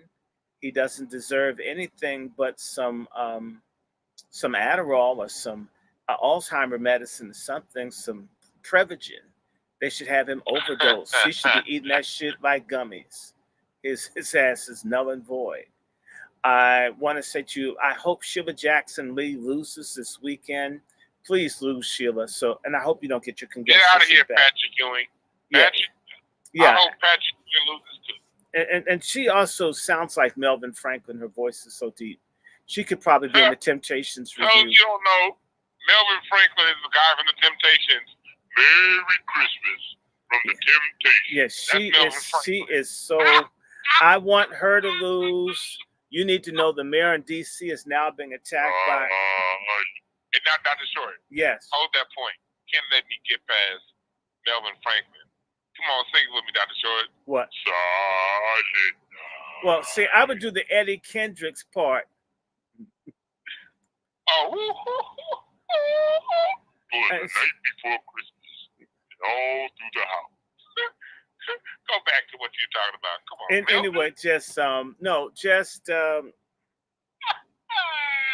yeah. I hope she loses. The blacks in Chicago. That's going to be a major insurgent movement. Black folks. In fact, I'm praying for a blizzard. You know, with all these illegals in the country. Let it snow. We can do the Boys to Men. Let it snow. Let it snow. I hope we have blizzards everywhere.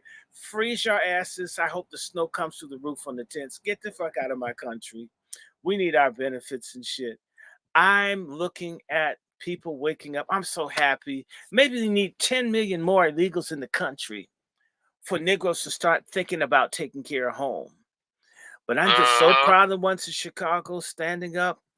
Chicago is standing up. I want to say, standing up, salute to Chicago for standing up the way y'all standing up. Salute to y'all. I love Chicago. I'm so proud of them. And also, I think, we got to talk about that sorry Butterfly McQueen looking motherfucker. Eric Adams in New York. Oh, that weird ass nigga. Mayor Jeffrey Osborne. Look, let me just say to you, he looks like Butterfly McQueen from Gone with the Wind. Baby. I know about illegals. That nigga went down, thought he's gonna talk some shit to Biden, and they've been harassing him ever since. That nigga look like he ready to sell me some Allstate insurance. Oh, you know what? I wouldn't want it because it's not working for him. Look, he's in trouble with the GCPs because he got money from Turkey. See, you can't get money from everybody. You got to pick. Some people aren't going to like you. Coons actually think. Money. My dad told me that. Coons think that they can hate their black base, hate everybody black, and love everybody else. Bullshit. Once these people realize that we're not behind you, you're a target. And with that big bald head and your fucking earrings This on, nigga, it looks like he got Eric some Adams, Michael. like a, He looked like he got he look those. He remember what's his name? at him. George Michael. He got George Michael's earrings. Probably snatched them off of him when he went by the does. coffin. No, Dr. Short. He looks like a 60-year-old first grader. What the fuck is wrong with this dude? Like, he looks like he has a backpack with his suit and a lunch pail. Well, he probably has had his back packed. Okay, so I'm so sick of him. I'm glad. I hope that they bust him. You know, my little fellowship. I am a Christian. We prayed that his ass get his house get raided. We prayed on a Saturday. God, please raid his house. Something. Pick up someone for his corruption. You know, and within days, 5 days later, if y'all want someone to pray for you, you can look us up. Salt Ministry. This nigga he look like a soft James Ingram. No, James Ingram did not look like Butterfly McQueen. He looks like Butterfly McQueen. You know what he looks. You know what Butterfly McQueen looks like, don't you? Yeah, he looks like. She looks like Butterfly McQueen. He looks like Butterfly McQueen decided to be a man. He does look like Butterfly. He does look like Butterfly McQueen. I'm just telling you. They got the same mouth, face region. Yeah. Yes, and the wrinkles in their forehead, and he has wrinkles in his ass. I don't like him. I don't like him. And I was saying something to you about Ofaga. I don't know if I said to you, we didn't talk about this ranking. I'm sorry, Bayard Rustin film. I just want to bring this to everybody's attention. Oh yeah, Bayard Rustin. Let's make this the last subject of the day. Okay. Bayard Rustin. Gaytard Rustin.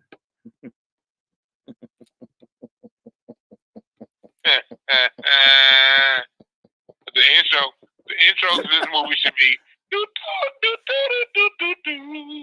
Blue Oyster Bar music from Police Academy.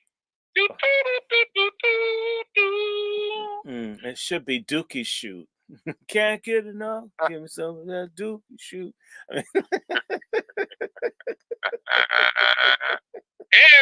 this is one film I do not mind them having an immigrant playing one of our people. The immigrants, hey, look, y'all can have this one. And he's a gay immigrant too. And look, he probably got the role because Obama got a role. He looks like two of the men that Obama's been connected to. That's what I was saying to Chef C before we talked. Isn't this being produced by Obama's film company? Yes. And I call that liar ground. Because the way they do the film, I don't know if I sent you that picture, but first of all, the thing about the film with Rustin, a lot of things that really bothered me. But the thing I didn't mention in my longer review is that, look, gay people don't fuck with their glasses on. For one reason is if I'm looking at a nigga, I don't want to find out. No. The reason being is you're not trying to look at a nigga's shoulder blades with glasses on. Okay, you're looking at the back of a nigga's head. You don't need glasses. Now I can see a straight person looking, female superior position preferred, looking into a woman's eyes, and that's the nasty shit. But looking at the back of somebody's head, you don't need glasses. Now I do know ladies that are into books like to wear the things that hold your glasses holders, and they like to screw and have the sensation of the glasses bounce off their eyes and land on their titties. So there's some women that like that. I can see that. But gay people don't wear glasses. Aside from that, the sex has to be very impactful because you're trying to put something in the hole that's too small. So can you imagine someone wearing those big, ugly Frankenstein, thick, horn-rimmed glasses, and someone hits you and you knocked your head against the headboard or wall? You could lose an eye and shit with your glasses on. So I don't think that Bayard Rustin wore his glasses when the white dude was hitting him from behind. I don't think so. In fact, you can't munch carpet ladies with glasses on. Maybe goggles, but not glasses. Because glasses would scratch the inner thigh and stuff like this. Come on. And you can't munch somebody's ass as Sexy Red does with glasses on. It would scratch people. So this idea that higher ground or liar ground, that people fuck with glasses, especially gay people, fuck with glasses on. You can't munch another bitch's carpet I with I don't want to. glasses on. I want to.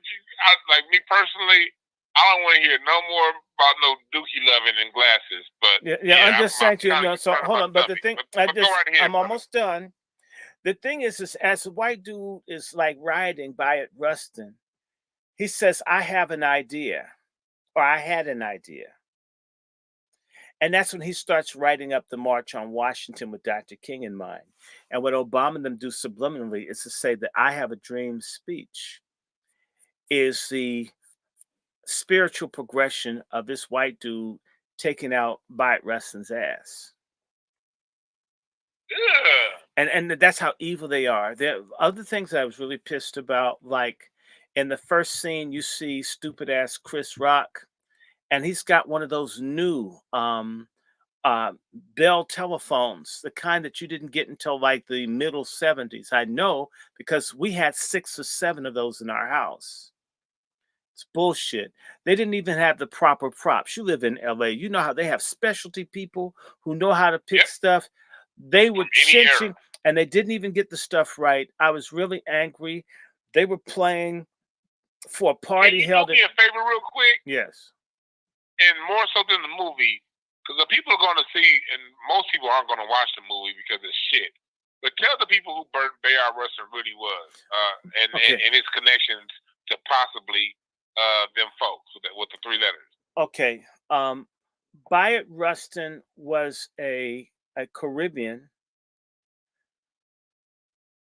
Quaker, pedophile, gay rights advocate who was compromised, who was used by one, white trade unionists and others against black people. He's a convicted sex offender from 1953 Pasadena. He's convicted. He was convicted. Yes, they caught him fucking in broad daylight in the car, 2 white men. And or white, it may have been teenagers actually. And so one of the things that he did that's very evil. First and foremost, I'm a Christian. To go and tell people to get behind a Hindu deviant named Gandhi instead of following, say, Nat Turner or Frederick Douglass or Henry Highland Garnett, black Christian nationalists, is to strip us spiritually of self-defense and tell people to be pacifists and not have guns and such. And your ass lives up north. He's a terrible person, and he was on the list of the FBI, CIA, and others because he traveled India, fucking Indians all over India. This is a fact. And there are certain people who are of the impression that Bayard Rustin, who lived a very long time relative to his contemporaries, was an asset of the CIA because of he was able to move around and get out of trouble. I mean, come on. In 1953, you're fucking 2 white minors. You're caught red-handed. And you don't spend 2-3 years in jail? And where do you turn up next? You turn up at the house of Martin Luther King. And by the way, I want to say to you that what he's been set up to be for us is a trick. I'm not boasting on school, but I just have to say it like it is. At the elite schools, Harvard, Yale, and other places, there was a whole effort that started right around the time that both Bayard Rustin and James Baldwin died, both in 1987. Okay, they almost died at the same time. They died definitely the same year, just a couple of weeks apart. James Baldwin had to be eradicated to make him disappear. And you would hear people say, Bayard Rustin is the real leader of black people. He was a real genius of black protest. And Martin Luther King betrayed him and betrayed all black people. And Bayard Rustin getting gay activists and other people, the real foot soldiers that won black people their civil rights. And Martin Luther King and the other heteronormative patriarchal black civil rights leaders stole everything and ripped off the black gays who sacrificed their lives, who functioned in obscurity. And what they were going to do is revise history and make all of our heroes and leaders gay, and make the straight black men in particular enemies of the people that repressed and persecuted gays and women. And that's what you see right now. And it's interesting. A person from that same mindset, if you read the statement of purpose for Black Lives Matter, they basically say that gay people had done everything and had been left, and now they're taking over. So this is part of a project advanced by many different parties to replace patriarchal, heterosexual, black male leadership with sodomite, transgender, non-binary people. They are to be, they're the true fighters. They're the people truly fighting for liberty. They're going to end uh, basically heteronormative families, and black people will truly be free. And this is the same thing that Bayard Rustin advocated and Obama supports. And so it's Uh-huh. really about, he's an agent of destruction. I have a friend who would happily speak to you. I'm waiting for him to give me an appointment date. He's in his 90s, but he would say whenever blacks are trying to do anything for black people, Bayard Rustin would be brought in to bring confusion and to attack black initiatives, hiding behind this authority he supposedly had. And one of the things that happened where Bayard Rustin realized time was running out, as he went to Howard University to debate in a fixed debate that he was supposed to have destroyed Malcolm X, and Malcolm X beat Bayard Rustin's ass in a rigged debate run by a fucked up nigger named Michael Winston, who screwed over me when I was an undergrad. Fuck you, Dr. Winston. High yellow, self hating nigger bitch. I said it. Um, they wanted to destroy Malcolm. Malcolm beat their college educated asses. And after that, Russ not trying to go because, and by the way, I know that the Black Panthers kicked one of Bayard Rustin's proteges is John Lewis. John Lewis. Oh Lord. And so I think that Bayard Rustin had some of John Lewis. I really do. And Mm. I'm just saying, John Lewis. Bayard Rustin was very important to me because when no one would be around, you could go to him and talk to him. And he would like unbutton his shirt and let me look at him. Anyway, let me stop. This man brought filth and degeneracy to the movement. And he's one of the first people to say that the gay movement is more important than the black movement. Whether he was an FBI agent or not, CIA agent or not, or whatever, he still functioned in the same way that these destructive, corrosive forces would be. I know that John Lewis had his ass kicked by the Black Panthers, and it's rumored that the Black Panthers kicked Bayard Rustin's ass too. More power to them. It's interesting that the Black Panthers like James Baldwin, but they did call him Martin Luther Queen, which is probably a title that should go to Al Sharpton. Anyway, it's a complete sellout, and I want to do one more thing. I need some help. I need some people that can get me a copy of The Color Purple, the new one. And I have a song I want y'all to sing. I came up with the lyrics for it, Brother Dwann. You know that song, God's Trying to Tell You Something? You know this song from The Color Purple? God's trying to tell you something. God's trying to tell you something. Come on. You've heard this song. Maybe God's telling you something right now. Come on. Can you hear me, Brother Dwann? Where are you? Okay, now let me tell you, I've changed the lyric and I want all y'all to sing it. Oprah's pushing carpet munching. Oprah's pushing carpet munching. Oprah wants you munching on carpet right now. Right now, right? You know, it's a big, I know someone who's seen it. I need to see it. It's on steroids. Man hatred and carpet munching is the ultimate expression of love. And when they get done with this, that bitch ass nigga Chris Rock has a movie that's gonna make Martin Luther King seem like he's moist and indecisive. When are we gonna stop this? When are we gonna rebel? In fact, Diddy being torn down and this whole thing of our community is just kind of we've fagged out. I mean, I'm not I just so much. How much dookie, how much cum, how much ass licking do we have to be bombarded by to get it? You eat ass.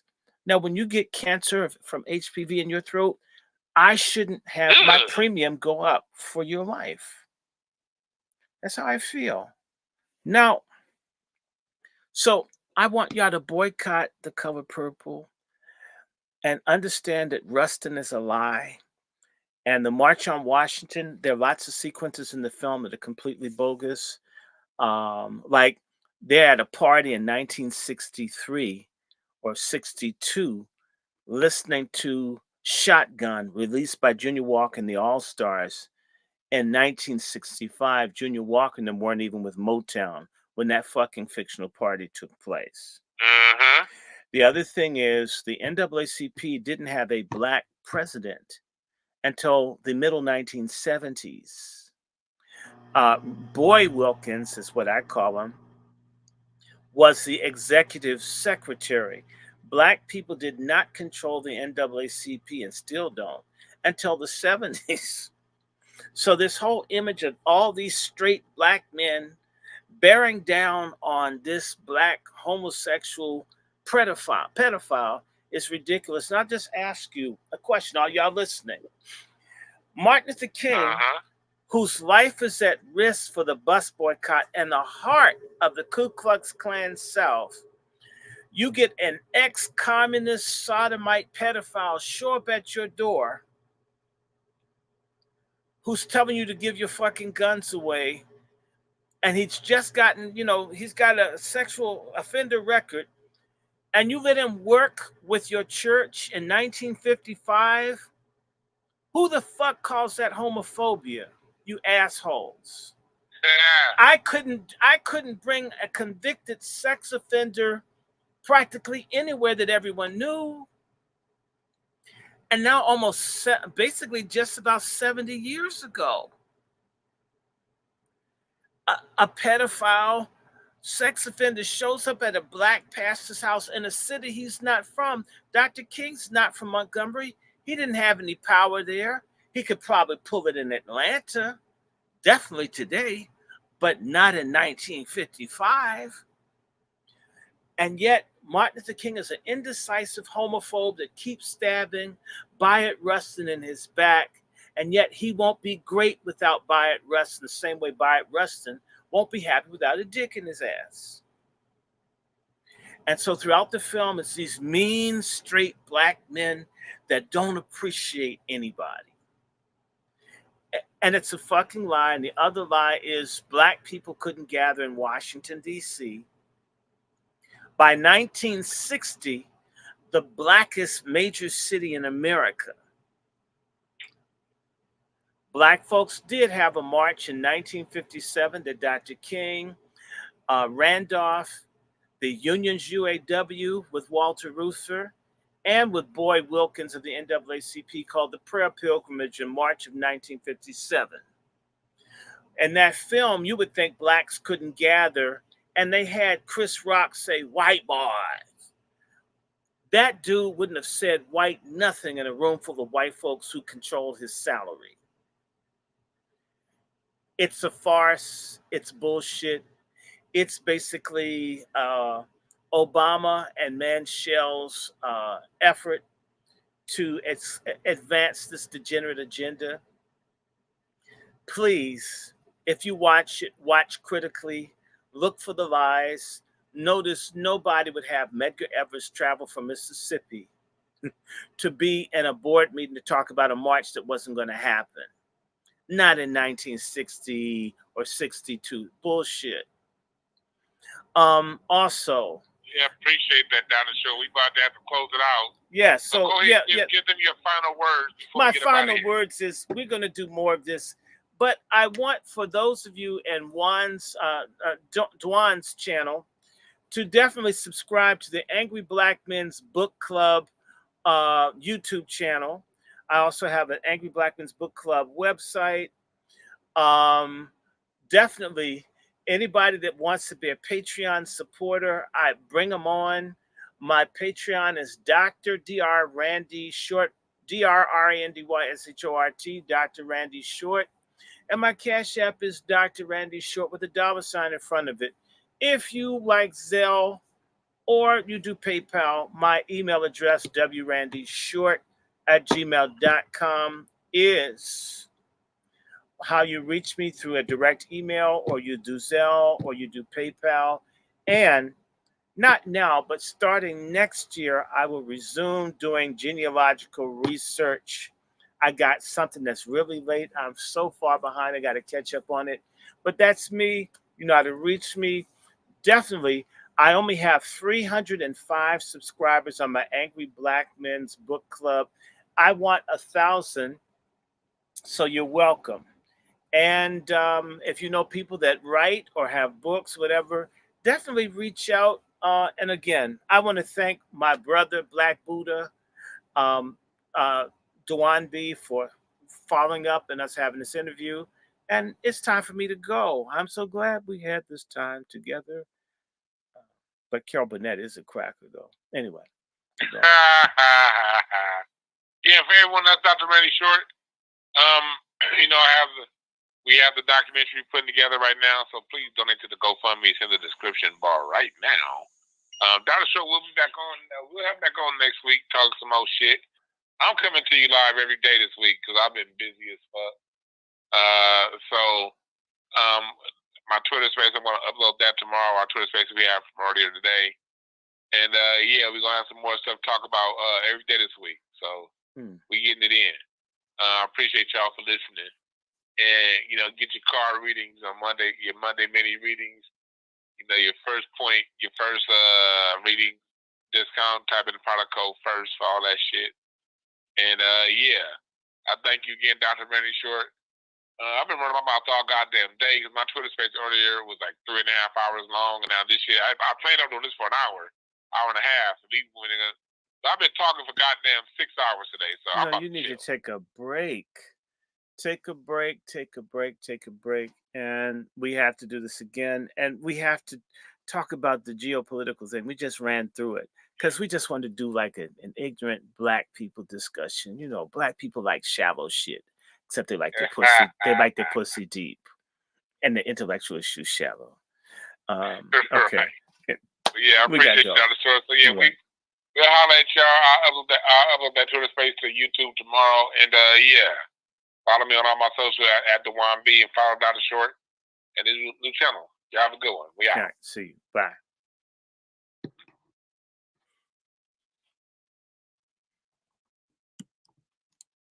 All right, cool. Dr. Short, we off. Okay, see you then. All right, bye. All right, man, you have a good one. You too. Bye-bye. Okay, so there are 12 here and a couple over here. I hope you guys are good. Hey, Brother Hatcher, Mark Smith, Bruce, Chris G. Oh, my. We're going to get back to this. We can't wait. Please let everybody know the Angry Black Men's Book Club ain't going nowhere. We plan to intensify doing more, talking about more. Oh, yes, I have my books on eugenics. We're going to be attacking feminism and eugenics next. And of course, we'll be talking about Black Power throughout. And of course, I want to get back to Shirley Chisler. I'm going to probably take a nap and come and do a reading on Shirley Chisler just to get rid of her ass. And I see Elaine Riddick. Hi, Elaine Riddick. White man to you, sister. And definitely, let me see, Brother Brandon Davis, drop me an email, wrandyshort@gmail.com. Support the channel. Maybe Sister Elaine Riddick will let, I don't know what your question is. Upper? I don't know what that is. What's an upper? I don't know what that is. Elaine Riddick, I hope that you and I do an interview. I hope that you and I get to do an interview and that you do one with brother Q, brother Dome. How you doing? A million white women, a million white female angels are falling on you, refusing to ask for a prenuptial agreement. Um, okay, I want to wish everybody well. Please have fun. Please be careful. It's very dangerous out here. Pray, get close to God. They're terrorists and everything else. It's really, really, really, really bad. Um, okay, so I want y'all to be careful. It's crazy here in DC. 1,000 carjackings, over 250 murders, and it's no end in sight. It is. It's just time to be careful. Stay out of other people's fights. We will be having a conversation, Brother Q, on the Middle East and GCPs. Don't y'all like that term? GCP, God's chosen person or God's chosen people. I think it's a good way to get around being censored, and we're not insulting anyone, but you got to describe people. I wish everyone well. We'll do more of these. If you have a topic or something you'd like for us to talk or go in on, you can always email me. I do try to respond to emails, provided they're not dumb and they're not booty requests. I don't know what it is. You get a few followers, and then all of a sudden people want sex from you. I mean, I'm not into anonymous dumb stuff like that. I'm too old. I'm a senior citizen. I might look young, but damn, I'll be 59 in a couple of weeks. I'm not a baby. I'm an old nigger, and happily so. I am glad to be here. Um, so I'm gonna let everybody. Oh, thank you, thank you, thank you, thank you. I hope you enjoyed it, and I need to get into writing some more. I have to get off of talking. So hi to all the people over on YouTube. Let me see.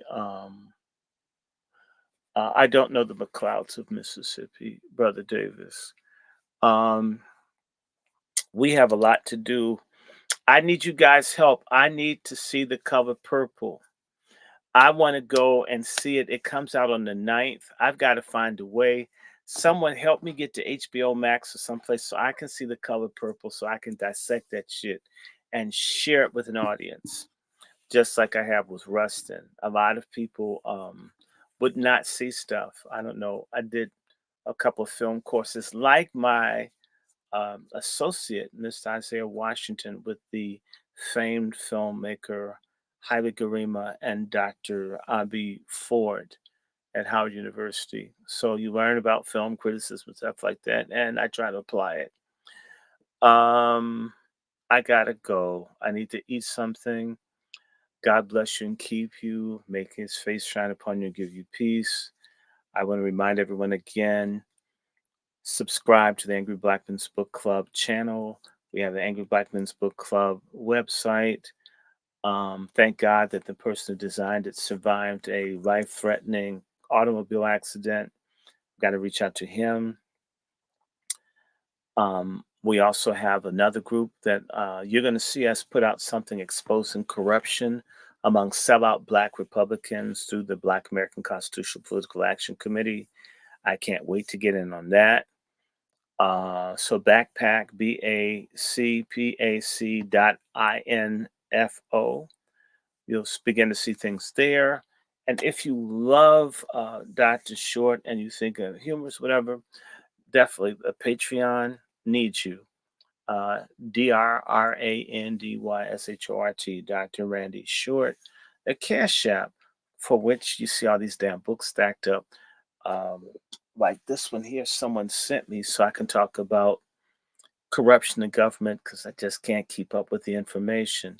So I hope you guys, I don't celebrate Christmas because it's the devil's birthday, but if you're in the spirit of giving for a cause where we're trying to inform people, um, we would love to have your help and support in doing that. Where the hell is my damn tie on this? I see it's inside my shirt. I was wondering where it went. And I can't keep up with this. I don't know how you women keep up with boobs. I mean, I've lost this and it's connected. Anyway, and Cash App $ Dr. Randy Short, $ Dr. Randy Short, and of course Zelle and PayPal wrandyshort@gmail.com. Send me a piece. It takes time and energy to do this. I thank you. I thank you. I thank you. And I hope next year by this time we get our merch and stuff so we expand. I'm hoping that Brother Blood here uh, gets his email because we really thought we were going to have a real show in the studio and not just me in my office or library. Hi, Dr. Hall. How you doing, Brother Bruce? All of you folks.